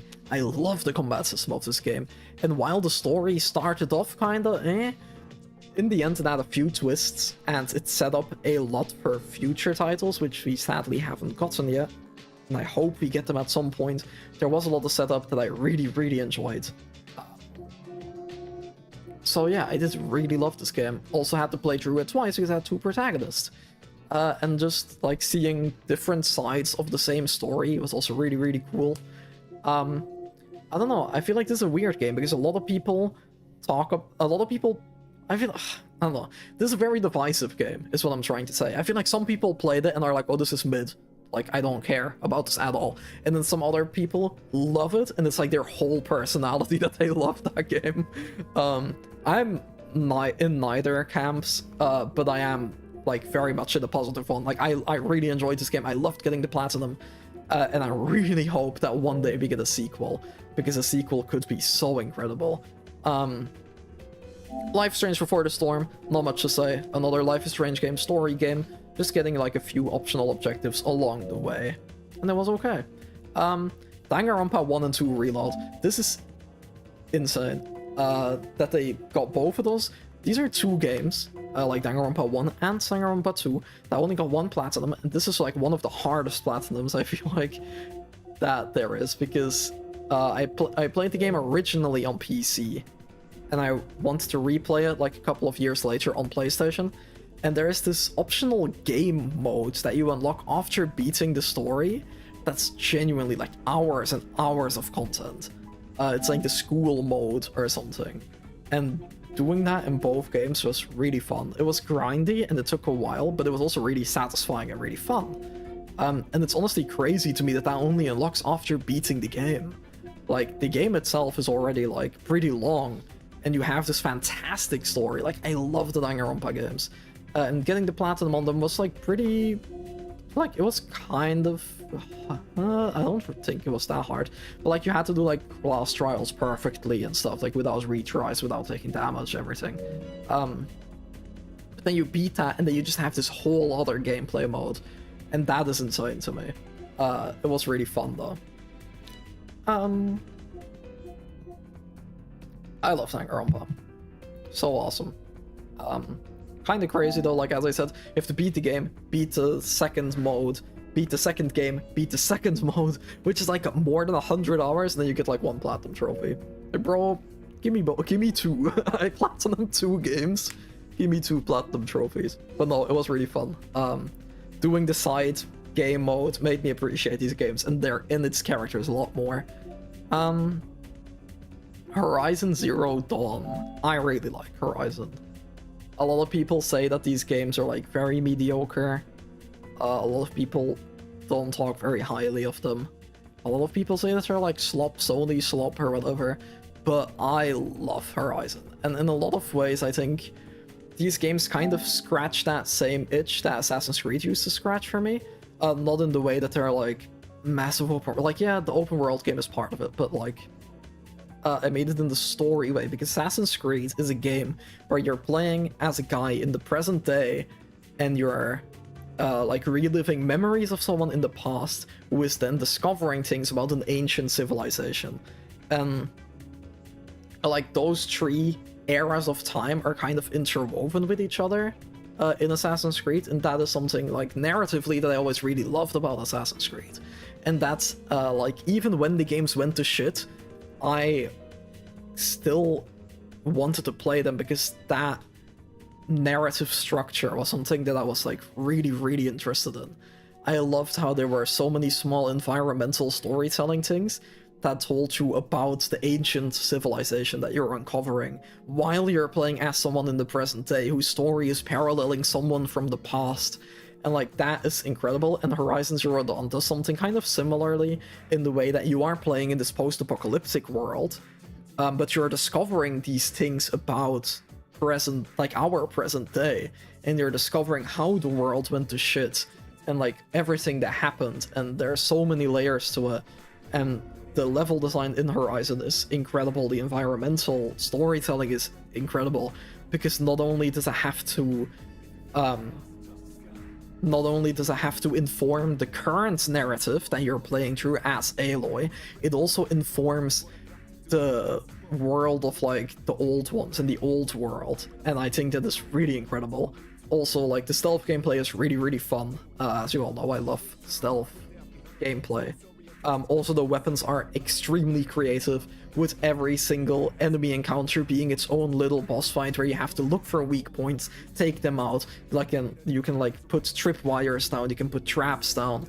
The open world exploration is also really fun, where you can like at a certain point unlock like riding and animals. Like, the climbing is also really fun.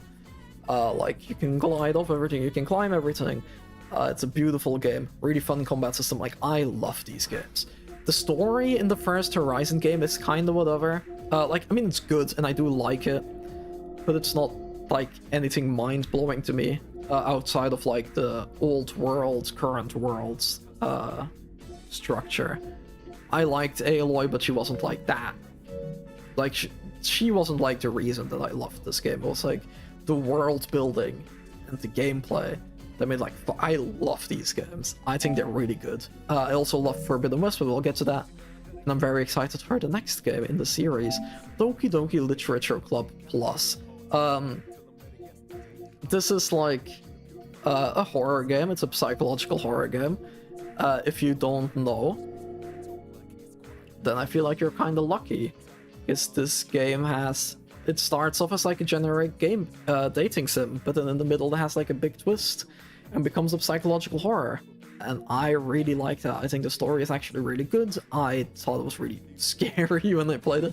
I originally played it when it first came out on Steam. I think it was for free, but then later they re-released it and added like side stories to it, and because I really enjoyed my original playthrough of it, I played this re-release of it for consoles, The game does lose a lot by being ported to console.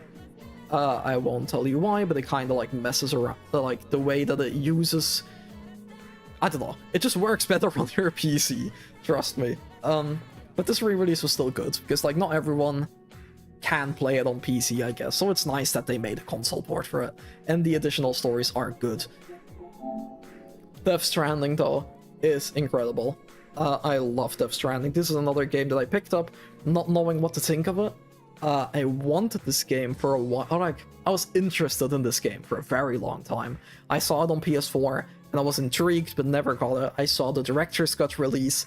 I was intrigued, but never got it. But because I was so intrigued, and because I heard so many things about how unique this game is, because it's Hideo Kojima, and while I never played a Kojima game before at that point, I am always like interested in unique gaming experiences and like trying new things.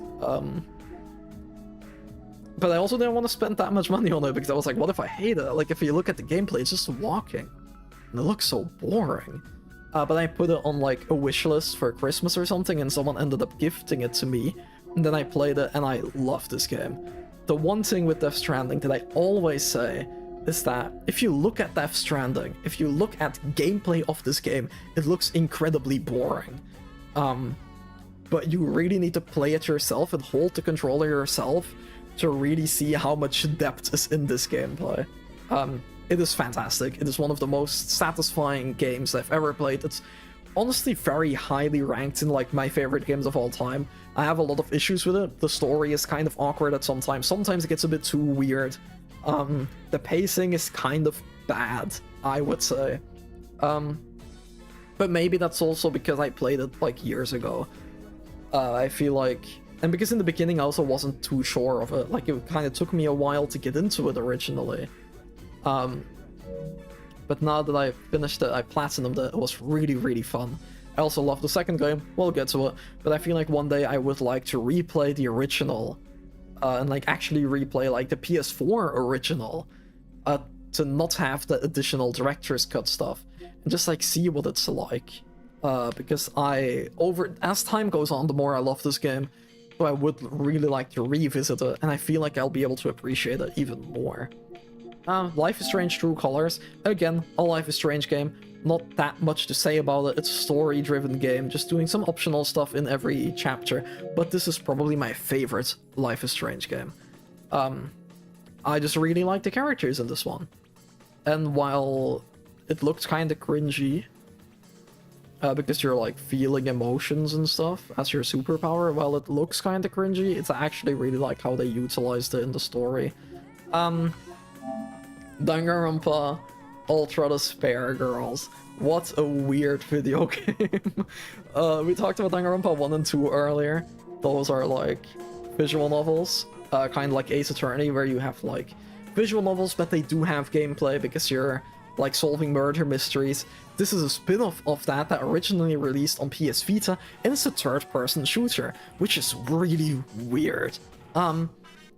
And you can feel that it was originally a PS Vita game. It is really janky, but because the original games are like puzzle solvers with like murder mystery stuff, they also want to add puzzle solving to this 3D, to this third-person shooter by having like these challenge puzzles rooms that are like basically setting off a chain reaction of like, oh, you shoot one enemy and his body will then like fly over there and trigger this thing, so this explodes, so you kill those enemies, and you have to like get through combat rooms that way. And in those ways I thought this game was actually pretty fun. Story is very weird though. Like, there are some very, very questionable things in this game that make it extremely hard to recommend. And a lot of people really hate this game, and I can see why. This is a game that it's hard to recommend, and it has some very weird things, and some very questionable things, it has some massive flaws, but I don't hate this game, because at its core, I feel like at its very core, this game is about the two main characters, and them growing closer together over the course of the story, and their character development is incredible. So as much as I don't like a lot of aspects of this game, I can't help but think back on it fondly because of its main character dynamic. That's the wrong video game. God, I hate this game. I misclicked on it, but I'm gonna talk about this now for a second. This game is terrible. I like that your... I know your comment was about... Mac, you said this is one of the worst games ever made. I know your comment was about Ultra Despair Girls, but I like that I saw it when I opened this game, because this game is pretty shit, isn't it? Guardians of the Galaxy is fun. This is a very underrated game in my opinion. This is like one of... This is like a... This is one of the Marvel games that was made by Square Enix, and I think the studio got shut down, sadly. And this also released after Marvel's Avengers, and Marvel's Avengers was terrible, but so a lot of people didn't try this game because of the reputation that Marvel's Avengers has, but I actually think that the Guardians of the Galaxy game is pretty damn good. So like, very underrated game. I think the character dynamic is incredible. I really love how they incorporated like the team dynamic into the combat, because you're playing as Star-Lord, but you can command like Groot and Rocket, and you can command them, and it's really, really good. The way that it uses that in exploration is also really cool. So that was a good game. But Dilly said Lego Star Wars is good. It is not though, is it? This is the most mindless collectible fest game that I've ever played, and that says a lot, because in this very live stream we've seen that I platinumed Assassin's Creed Odyssey and Valhalla, and this game is a lot worse in its open world collectible fest.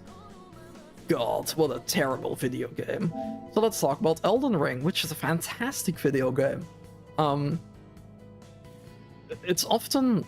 Elden Ring is a bit weird because sometimes when I think back on Elden Ring, it's like sometimes Elden Ring comes up in the conversation, and then I start thinking like, was it really that good?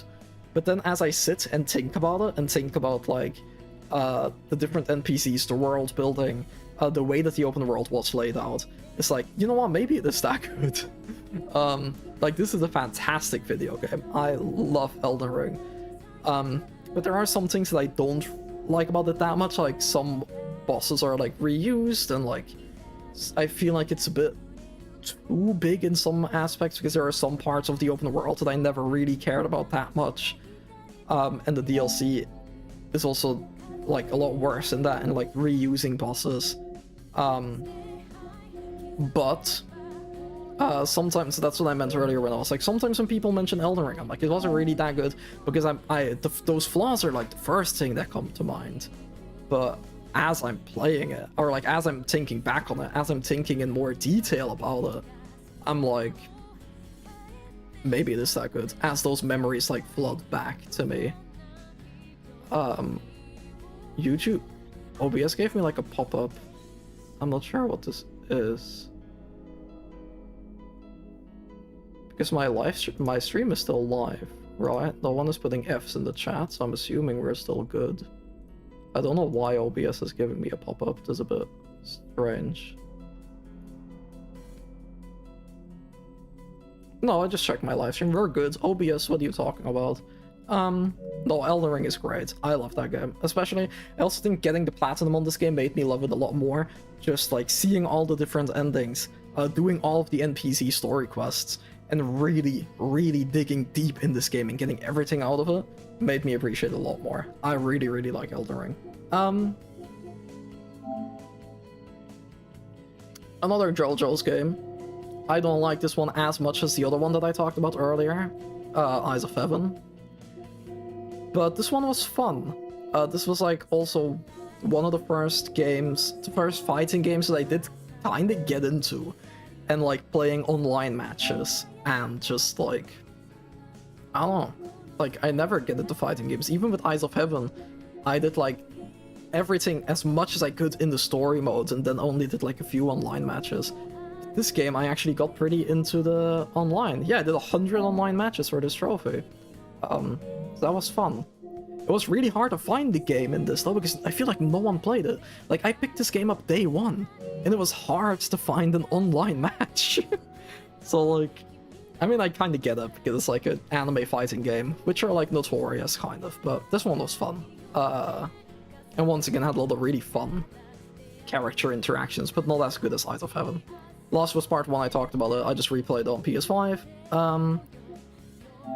God of War 2018 is incredible. The best God of War game, in my opinion.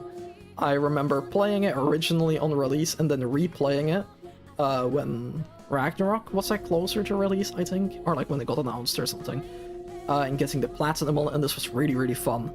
It has a lot of issues with like reusable bosses being used again, not that many finisher animations, and the game being kind of slow sometimes, like having slow walking sections where characters are talking to you, which are kind of annoying, especially in replays, but this was really fun. I was also really surprised when getting the platinum how much optional content there was. There are like entire realms that you never explore in the base game. And it was really fun to just do everything for the platinum.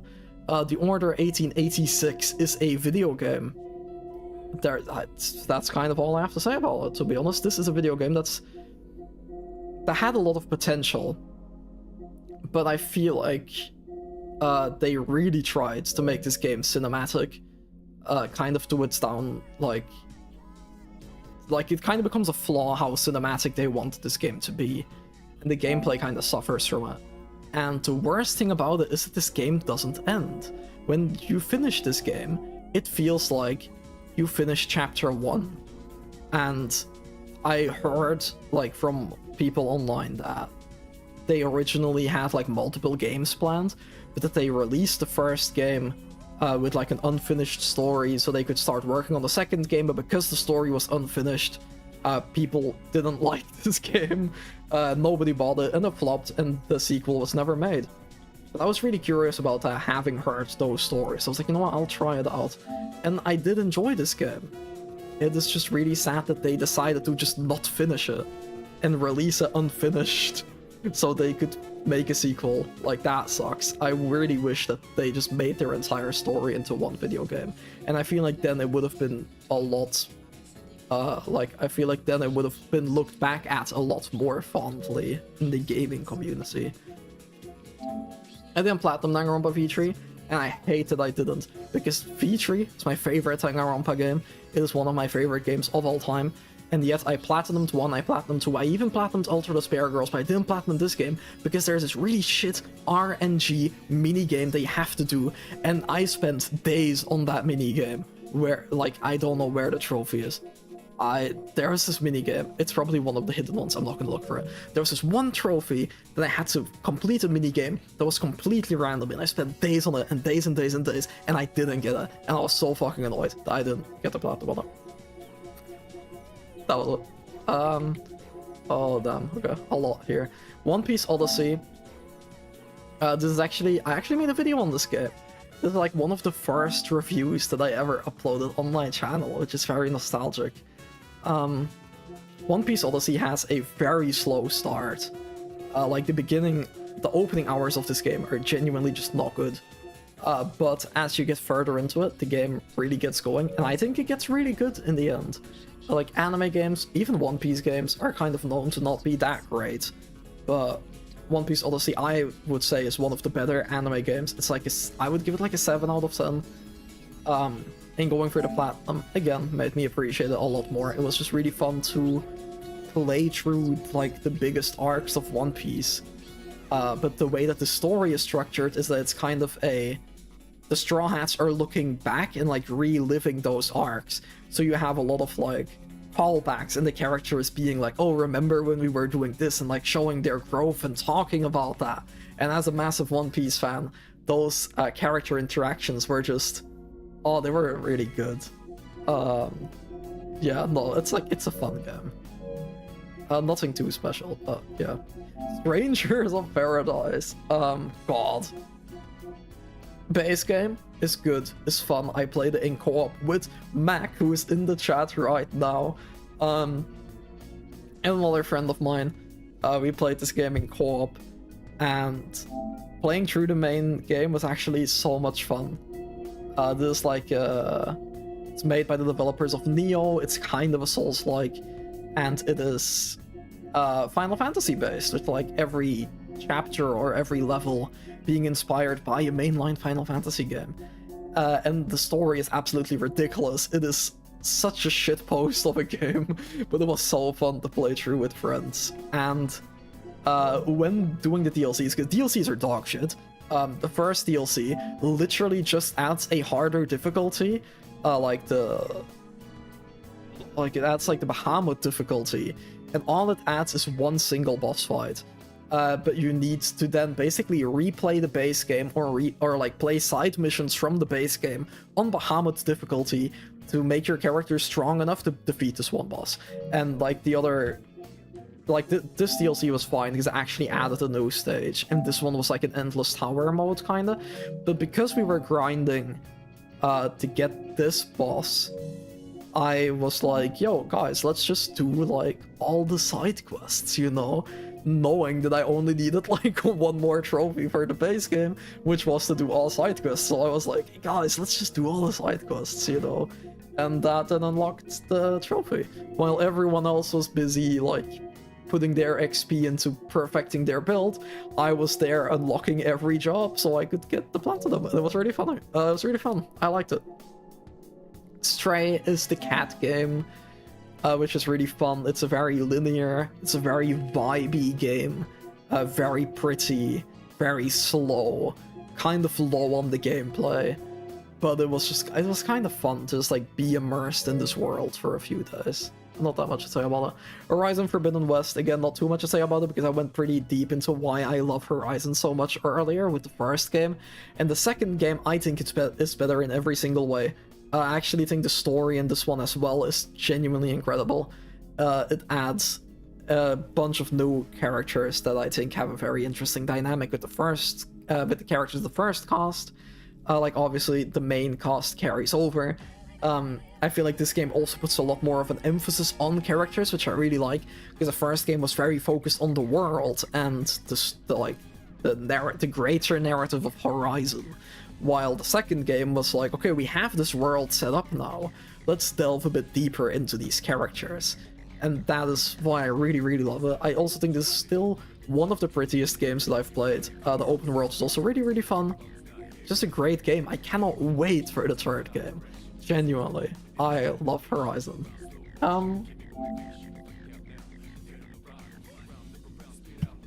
Persona 3 Portable. Earlier I talked a lot about Persona 5 and how I love Persona 5. Persona 3 is my favorite Persona game, and it's one of my favorite games of all time. I originally played FES on the PC, and then when they released Portable, I bought it for PlayStation. Like when they released the remaster of Portable, I bought it, I played through it, I platinumed it. Really, really love it. This version of Persona 3 is a bit weird, because it's like basically a visual novel, besides for when you're in the dungeons. Like there's no real exploration, but it is still really good. It is still Persona 3. Like how bad can it be? And the female protagonist that's exclusive to this game is, in my opinion, like a worthwhile addition. I like her exclusive social links. While I don't think she is necessary, and I feel like she is kind of like, oh, we need to sell this downgrade of Persona 3, so let's add like a bonus feature. I feel bad saying a bonus feature, but you know what I mean. Like they added her to sell this version of the game, and I feel like you can see that. Like while it is a great addition and while it is really fun, especially if you played FES to replay the game like with a different character, it's really fun, and like you have different social links which are all really, really good. But like it's still just an addition, which I don't think is necessary for the Persona 3 experience. Like, Persona 3 was already perfect. And then they added a female protagonist, and it's like, great. Like, I'm not gonna complain. So yeah, I really, really enjoyed Persona 3 Portable for those reasons. Like, finally doing everything. Because of course, when I played FES, I didn't do every single social link, because I only played through it once. In charge was just kind of annoying me, because it was like my first time playing this game. But then when I played it again for Portable, like over time, as time went by, after beating Persona 3 the first time, it slowly became like one of my favorite games of all time. And then when I like well, kind of when I was like at the peak of loving Persona 3, they remastered Portable. So I was like, nice. Let's play it. Let's play it like 3 fucking times. Because I had to play it, and then I had to do a New Game Plus with the female protagonist. And I think I had to do another playthrough for like some miscellaneous trophies. But it was good. Persona 3 is one of the best games of all time. Jedi Survivor, as I was saying earlier, the Star Wars Jedi games are probably the best thing in Star Wars right now, and the second game is also very, very good. And I really, really like it, but I think a lot of my enjoyment of this game is going to depend on the third game, because this game is very much the second game in a trilogy, while the first game is just a normal story, beginning, end, boom, done, nice little package. This game feels like it's setting up so much for the next game. And as much as I really enjoyed this game, if the next game releases and it doesn't really do anything with the story that was set up here, then this game is going to be a bit more disappointing, and it's still going to be a fantastic game, like gameplay-wise and character-wise and everything, but it's very much a second game in a trilogy. And I need to see where the story goes before I can properly judge this game, I think. But it was really fun to get the platinum, though, don't get me wrong. I really enjoyed it. As we can see, it's a while before I got another trophy, probably because life got busier as I got older. Marvel Spider-Man 2 is very good. I do agree with what a lot of people say in that it is pretty heavily flawed. And it has a lot of missed potential with stuff like Venom, and like even Kraven, and the Black Suit, and the symbiote, and just like Peter's character arc, Miles as well. This game has a lot of missed potential, and they kind of simplified the combat in a lot of ways, which I don't really like that much. But despite all of that, I do think that this is still a very, very good game. Like, it just should have been so much more. Which is kind of sad, you know? It's kind of sad when you have this game that you're like, this is incredible, but you can see seeds for something way better. And that is just kind of disappointing, especially because a lot of the side content doesn't really go anywhere, and a lot of the optional stories feel like they're just setting up a DLC, and the DLC never released. I don't know if either they cancelled the DLC, which is a really big shame, or maybe those side stories were setting up things for the sequel, which I guess we'll see in a couple of years. But I don't like that I'm being so negative on this game, because I do really, really like it. Because I just love Spider-Man, and I think this was, despite its shortcomings, still a very good story, very, very fun game. And yeah. Tales of Rise is incredible. This is another game that I finished and loved, and then platinumed, and my appreciation grew for it immensely. Because the things that you have to do for the platinum are kind of crazy. They're like, especially the very final thing, I think you have to do a boss rush, which is every single boss from the main story, back to back, with no save point in between. And then after that, you have to fight them together. And that is crazy. If you played this game, you know that it's crazy. Like, they make like team-ups of 2 or 3 of the bosses teaming up, and then you have to, like, if you defeat them, you do the next one, and stuff like that was insanely hard. But the combat in this game is so fun. It is honestly extraordinary. I adore this game. I love the story, I love the characters, I love the combat. I really need to play more Tales of games, because for some reason I just haven't.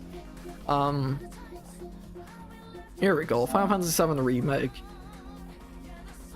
It's complicated, because I like this game, but I genuinely despise Rebirth. I think Rebirth is like my least favorite game of all time. I hate it. There's very little things that I like about that game. And a lot of it comes because of how Rebirth handles OG, and how it's not really OG at all, and how it kind of still is OG, like it's not committing to being something else, but at the same time it's also not committing to being Final Fantasy VII Remake, and it's just like all over the place. But Remake is still good. This was my first introduction to Final Fantasy VII, so maybe I am a bit biased, but I think this game does a very good job at setting up the characters, I also really enjoyed this version of Midgar. Like, yes, it's a bit dragged out, and this section of the game did not have to be 30, 40 hours, but I still enjoyed it. I played it on release. I really, really loved it, which made me play OG. I adore OG. I was kind of unsure about Remake in retrospect because I was thinking about the story changes that they made.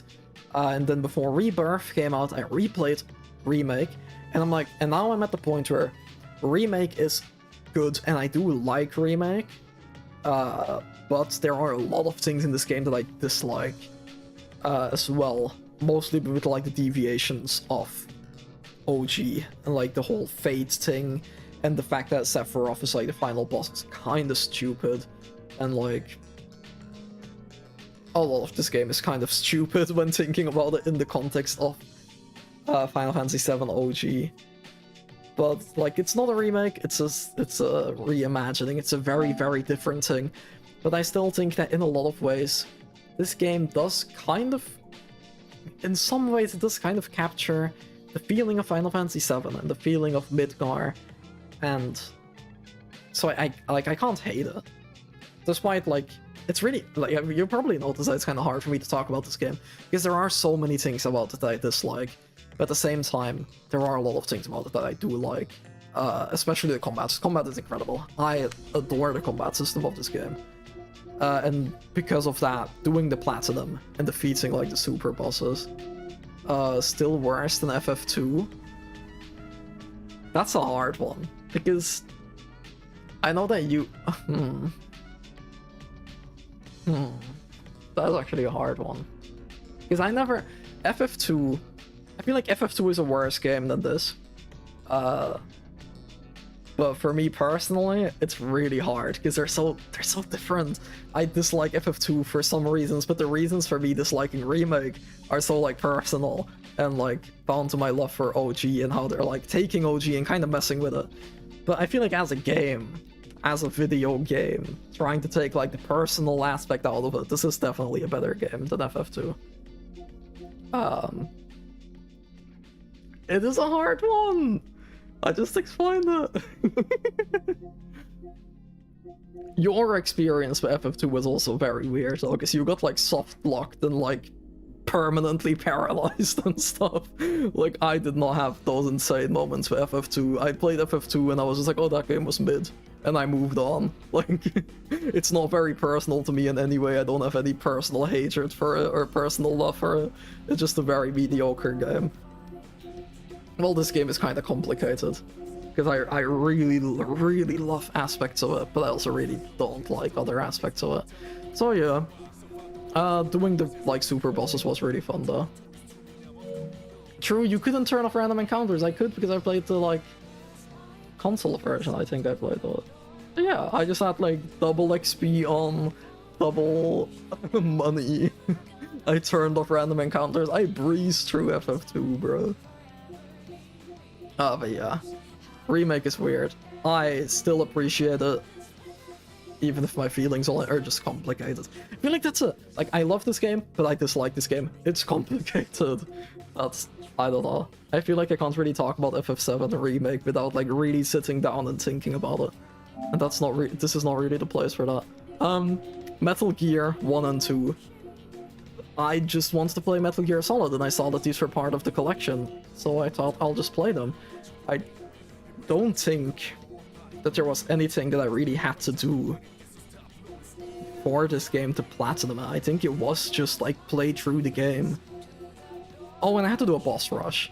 Like, that's it. I literally just played through the game and did a boss rush, and then I got the platinum. So, like, I was like, fuck it, why not? The boss rush was pretty fun. Astro's Playroom is fun. Like, it's okay. It's like the free game that comes with your PS5. At the time, I was like, oh, this is really, really fun. And, like, it is still fun, but now the Astrobot is out. It's like, obviously, Astrobot is better. And this game feels very fundamental and very, like still fun, but it's very shallow game in comparison. But it was fun. I really enjoyed it. I like how it's, like, a tech demo for the PS5 and how it, like, uses the DualSense controls and everything. Persona 3 Reload, I talked about Persona 3 earlier. One of my favorite games of all time. Only recently it got dethroned by the 100-line Lost Defense Academy. Very happy that I could mention that game in this stream, even though it's not even out on PlayStation. The 100-line is peak, everyone should play it. But before 100-line came out, Persona 3 Reload was my favorite game of all time. I made this massive, like, 2-hour-long review on it on my channel, where I just talk about everything in it. But TLDR is that I think it is a very good remake that sadly does get rid of some core elements like the exhaustion mechanic. It does make the game a bit too easy because like the combat is just really easy in this game. But I think that what it adds is so incredible and kind of just like it's fine. Like I can see your flaws, but what they added is so good that I really just loved it. Like I feel like a lot of conversation online about this game is pretty negative lately. Maybe that's just a Twitter thing. Maybe the general public still loves this game. But like things like in the original Persona 3, you couldn't max out your social link with female characters because you would automatically romance them, and then that ended up in me just kind of avoiding their social links. That's not a thing in this game. You can just do their social links. You can romance whoever you want. The game won't force you into any of them. The dorm hangouts where you get closer to your characters are incredible. I love that you have hangouts with the male characters in your party because the original game didn't have that. You only had social links with your female party members to romance them, while in this game you have like social link episodes or like link episodes or something, which are basically social links for the main male characters and like their party members, and it's incredible. I think the gameplay is also really fun. I love what they did with Tartarus. It looks beautiful. It's really satisfying to run through. I think I just really love it. Like I get it. There are flaws and there are things that it messed up, but God, this is a good game. And like, yes, they didn't include the female protagonist, but as I said earlier in the portable thing, I don't think the female protagonist is a vital part of Persona 3. In the slightest. Would it have been cool if she was here? Yes, absolutely. I would have loved it if she was here, but she's not, and I don't think it actively takes away from the game. Persona 3 Reload is fantastic. 10 out of 10 video game. Beautiful. I love it so much. I cannot like really express my love for this game in words. It means so much to me. Like everything about it is just holy shit. What a video game. Like, that ending, man, still not recovered. Ugly crying at the end. Holy shit, what a game. Ace Attorney, Apollo Justice Trilogy. A lot of people don't like this one as much as the original trilogy, and I can see why. With me, it's kind of mixed. I think Apollo Justice, like the 4th Ace Attorney game, like this is a collection. For anyone who doesn't know, this is a collection of Ace Attorney 4, 5, and 6. 4 is fantastic, one of the best games in the series. 5 is really, really good, like genuinely a fantastic game. In comparison to the rest of the series, it's like in the middle, I would say. It's not one of the best in the series, not one of the worst. It like sits comfortably in the middle as a fantastic game. 6 is a bit on the lower end, I would say, because I didn't really like the main antagonist, but it also had some very, very strong moments. And the Ace Attorney Apollo Justice Trilogy is just incredible. I made a video on this game as well. It's out on the channel. It's a spoiler-free review on why I really love these games. So yeah, if you're interested, you can watch that. I just really love those games, and getting the platinum on them was like fine. Like it's again like a linear visual novel game, so there's not like really a grind to do. Just like some optional conversations, and they were pretty fun. Stellar Blade, the Gooner game. I like this game. I think it has a very, very flawed story, and a lot of the characters are kind of like cardboard. But the combat is incredibly satisfying. I genuinely love this combat system. I think it is super, super fun. I think the open world exploration is also really fun, because this game does open world exploration kind of like the PS3 era, I would say. And that might sound kind of negative, but I actually think it's really good for that reason, because it's not overly massive, it does not overstay its welcome, it's pretty focused, it has like a good amount of side content that all feel worthwhile, It has some collectibles that all feel worthwhile because they're like upgrading your character. And like, even if the story was kind of whatever, I do think that at the end, it had like 3 endings, and I think that like the one that I'm assuming is the canon ending, the good ending, sets up something really, really interesting for a sequel, and even the bad endings, or the other endings, show that there is a lot more to this world than this game was letting on, and that does make me pretty excited for a sequel. So yeah, fantastic game on the gameplay side, pretty lacking on the story side, because it's like in the final hours, or like basically the ending, where it's like, oh, it's getting good, and then it just stops. And it's kind of like, fuck, I want more. Like, I do really like this game. Also because the boss fights are incredible. The boss fights are awesome. And the way that they are reused in the open world is kind of weird, because it is just the same boss again, but it's like a challenge mode, kind of.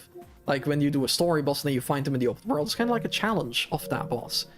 And that was really cool in my opinion. It was fun to find them again. I should go back and platinum Metaphor, to be honest. Oh, that's a side note. I just kind of want to replay Metaphor. Control is awesome. It's a Remedy game. The Remedy games are incredible. Control is especially fun from a gameplay standpoint. The story is a bit weird. It's very, like, world building heavy. And I am someone that, if the world is interesting, that's great. I am just more character focused. Like, I want my games to be more character focused, and like this game is a bit lacking in that aspect, I think. Like, I like the characters, don't get me wrong, but they're not like that incredible. Like, the sequel of Control isn't about Jesse, like the main character of the first game, it's about her brother.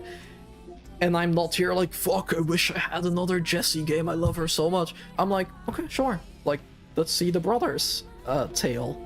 Like, I'm curious to see what them is. Like, I don't really need more Jesse. So, like, in that way, it's like, I just really enjoyed this game. The world is incredible. The gameplay is fantastic. It's a really fun third-person shooter. And again, getting all of the achievements was really fun to really, like, discover all of the secrets, because this game had a lot of secrets. And a lot of things that the main game doesn't even touch on. So it was really fun to do everything in it. Drakengard 3. This game is very flawed, mostly in its gameplay aspect, because the mission, it's like, mission structure is very repetitive, pretty linear. The game also runs at like 10 FPS at most. The screen tearing is horrible, but the story is incredible. Like, genuinely, like, the dialogue is weird, and it's like people constantly talking about murder and sex and like being overly edgy and like kind of in a comedic way, which is kind of weird for a Drakengard game, because like the first game is so incredibly dark and depressing and serious all the time, and then 3 is like joking about how much they want to murder everyone and like end all life and have sex and everything. So it's like weird in that way, but it is a very, like, I feel like the game is kind of trying to act like it is something that it's not. And when you like get further into the story, you get these really fantastic character moments. Like, there's genuinely some of the characters that are like never serious throughout the whole game, but then like near the end they have like some very insightful dialogue that kind of makes you like recontextualize their character up to that point. And you're like, fuck, man, this game is so good. And the story is incredible. Like, the way that it handles multiple timelines and multiple endings is really, really good. Gameplay-wise, it is fun despite being extremely janky. It is kind of sad that they got rid of the dragon missions, like Drakengard 1. There's something that Drakengard 1 does better than this game, is that Drakengard 1 had missions where you're on the ground doing melee combat, and at any time you could press a button and your dragon swoops in, grabs you off the field, and then you're flying above the field, like raining fire on your enemies. And another press of a button, you just jump off your dragon, go back to ground combat, which was a very, very cool gameplay loop. And this game doesn't do that. And I'm guessing it's because of technical limitations, because Just with ground combat alone, this game does not run very well. The platinum for this game, though, is one of the hardest things that I've ever had to do in any game, ever. Because you have to defeat the final boss. And the final boss of Drakengard 3 is the hardest thing that I've ever done in any video game. But it is also one of the most satisfying things that I've ever done in a video game. And while it is a very strange final boss that literally transforms the game into a rhythm game, I think narratively, it is extremely fitting. And it also kind of like when you beat that boss, like the wave of emotions that just hits you, that not only did you defeat the boss, but the narrative implications of it is insane. And like the character stuff that goes down is insane. And like that I'm getting like shivers thinking about it. That moment was incredible. One of the coolest things I've ever had to do in a game. And no, like genuinely though, not even Stockholm Syndrome. Like Drakengard 1 is Stockholm Syndrome. That is. Because that game is not that good. But this was like, fuck man. I love Drakengard 3, like as flawed as it is so good. And I really need to like read the side stories and like novels and stuff. Inform the narrative and characters. Incredible game. The DLC was mid though, besides for like 2 or 3 chapters. I talked about The Last of Us 2 earlier. I just replayed it because I wanted to see if my opinion changed on it. And the trophies auto popped. Ace Attorney Investigations Platinum. Once again, visual novel, very linear, not hard to get the platinum, but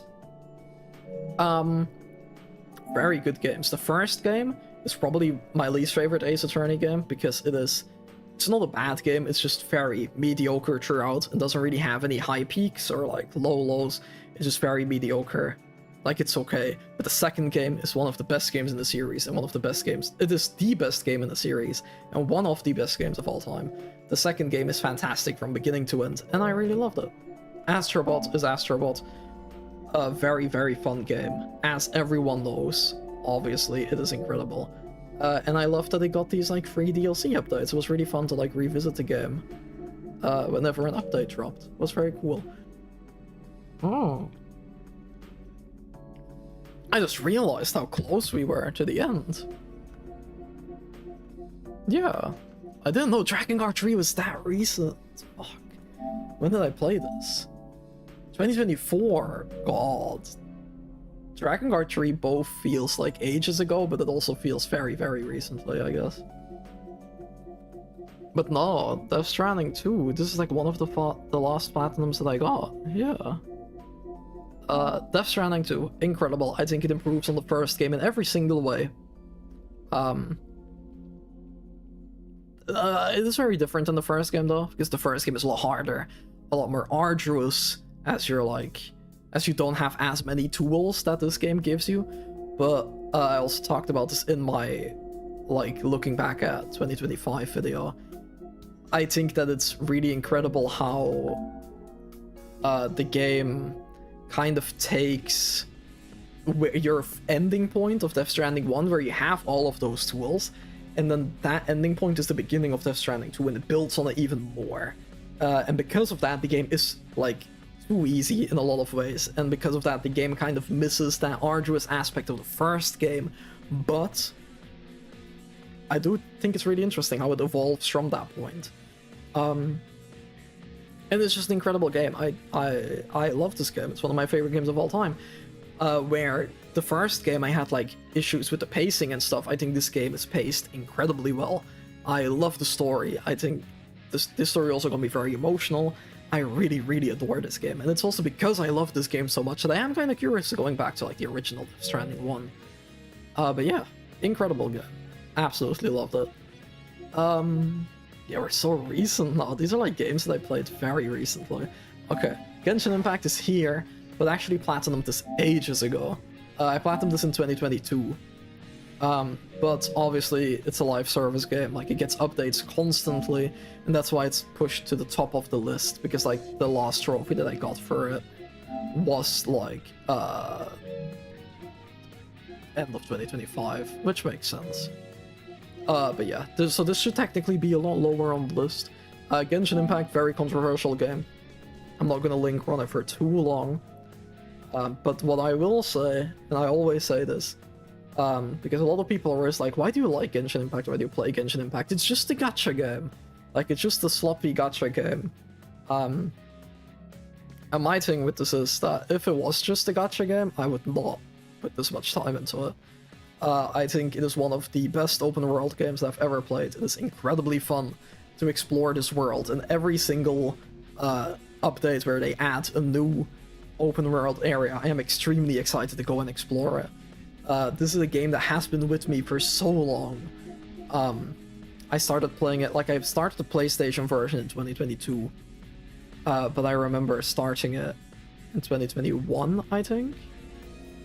Like I started playing this game in 2021, and I've just been playing it consistently since then. This is the only game that I've been playing consistently for that many years, because there's just something about it. There's something about the world that keeps me coming back, about the story that is so incredibly detailed, and the world building is so good. Like the latest patch that we got, like the latest region, because it goes to like continents, regions kinda.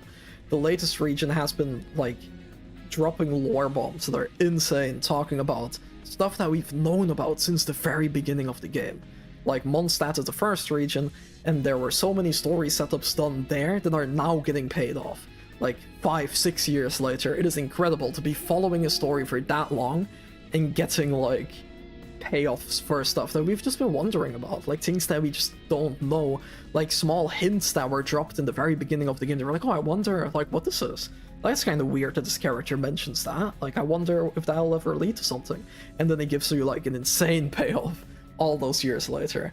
So like, for as many flaws as it has, for being a gacha game, and like the power creep in some ways, like even though it's not as bad as some other gacha games, like of course there is a power creep. It is also like the beginning of the game is very, very slow. Like it's really hard to get into. You have like time limited events which fucking suck and are terrible, and I hate that the game has like an element of FOMO, as every gacha game has. But there's just like, there's a reason that I'm still playing it, and like it's just, there's so much in this game that I love. And I just remember that there was a time, I think it was like when I just graduated, I think, that I had a lot of free time, or I was like in my last college years and I had a lot of free time, and I was just like, fuck it, I'm gonna platinum Genshin Impact. So yeah, even though like it's not 100% because I didn't 100% all the later regions, but yeah, I love this game. And Neo the World in Suiyu is my 100th platinum, and that is very, like, I did that on purpose as a milestone trophy, because I love the world in Suiyu so much. I played the game originally on a Nintendo Switch, and I beat it, and I was like, this is my favorite game of all time.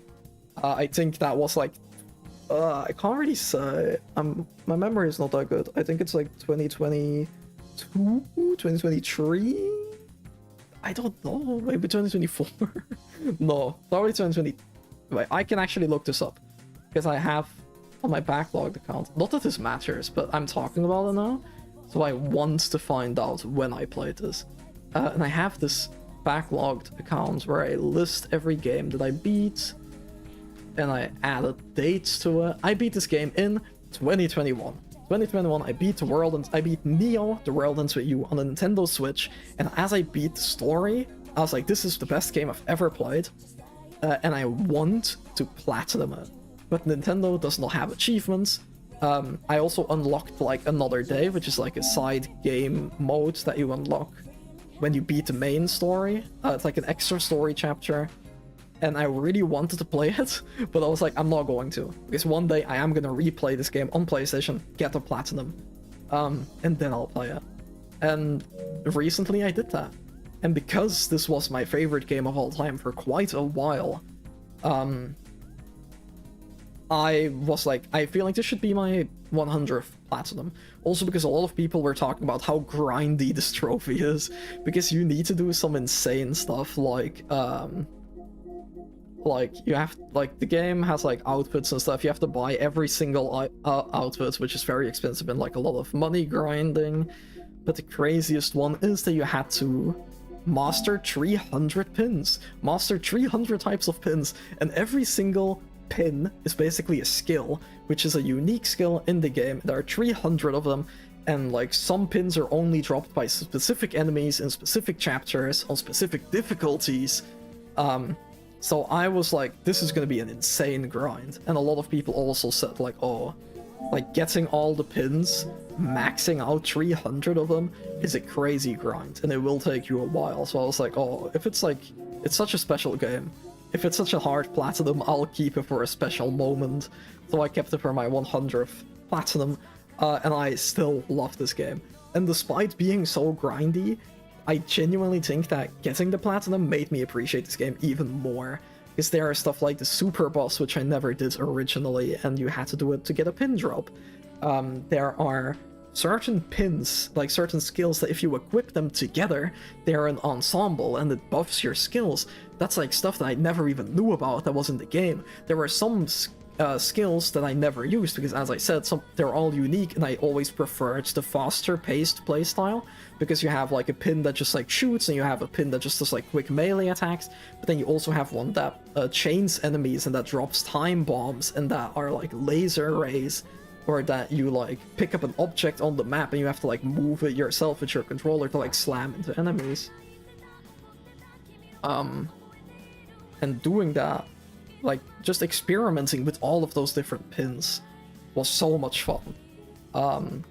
So like, while it was a big grind and it took me like over 100 hours, I'm sure, I loved it. I loved every single second of it. It was so much fun, not only to revisit this game and like appreciate the story even more through like early foreshadowing and like picking up on some early hints, and like obviously if you replay a game you're always gonna like pick up on a lot of thematic meaning and stuff, but then like doing everything about it, seeing all the skills, using everything, was so much fun. I love this game. Obviously over time it has been dethroned from my favorite game of all time by Persona 3 Reload, and then dethroned again by the 100th Line Lost Defense Academy, but it is still top 3 games of all time, so I feel like that's pretty damn good. I adore this game. It has such a fantastic story, such incredible characters. The character writing in this game is like no other. They feel very human and grounded despite being anime characters, and the overworld in Suiyu is just fantastic. And that's it. Those are 100 platinums. As you can see, I'm currently playing through Trails for my 1K special, which I have announced, and I'm also playing through Requiem still, where I'm getting the trophies now, so that's probably going to be Platinum Trophy 101, but that is it. I'm thinking. Was there anything else that I have to mention? I don't think so. Thank you all for joining me. This was a fun live stream. Mac, thank you a lot for being active in the chat, and thank you to everyone else that was watching, lurking. We had a few other people joining the chat sometimes, but I can see on my dashboard here that we did have a few people joining in every now and then. Oh, Plat all trails? That would take forever, wouldn't it? Like, God, I've seen, I don't think, but I think a lot of people actually platinumed first chapter. Yeah, like 5% is like, that's a pretty decent amount, so I guess it's not that hard. Maybe I will platinum first chapter. And maybe I'll make my 1K special a post-platinum review on Trails, but I'm not going to talk about that now, yeah? Because I don't even know. I'm like very short into the game and don't want to make any promises. But yes, that was it for this live stream. Thank you all so much for joining. I don't know when the next video will be. As I said in the beginning, the only reason that this is a live stream is because I am so deep into my Xenoblade 2 video. Some games require multiple playthroughs too. Oh god.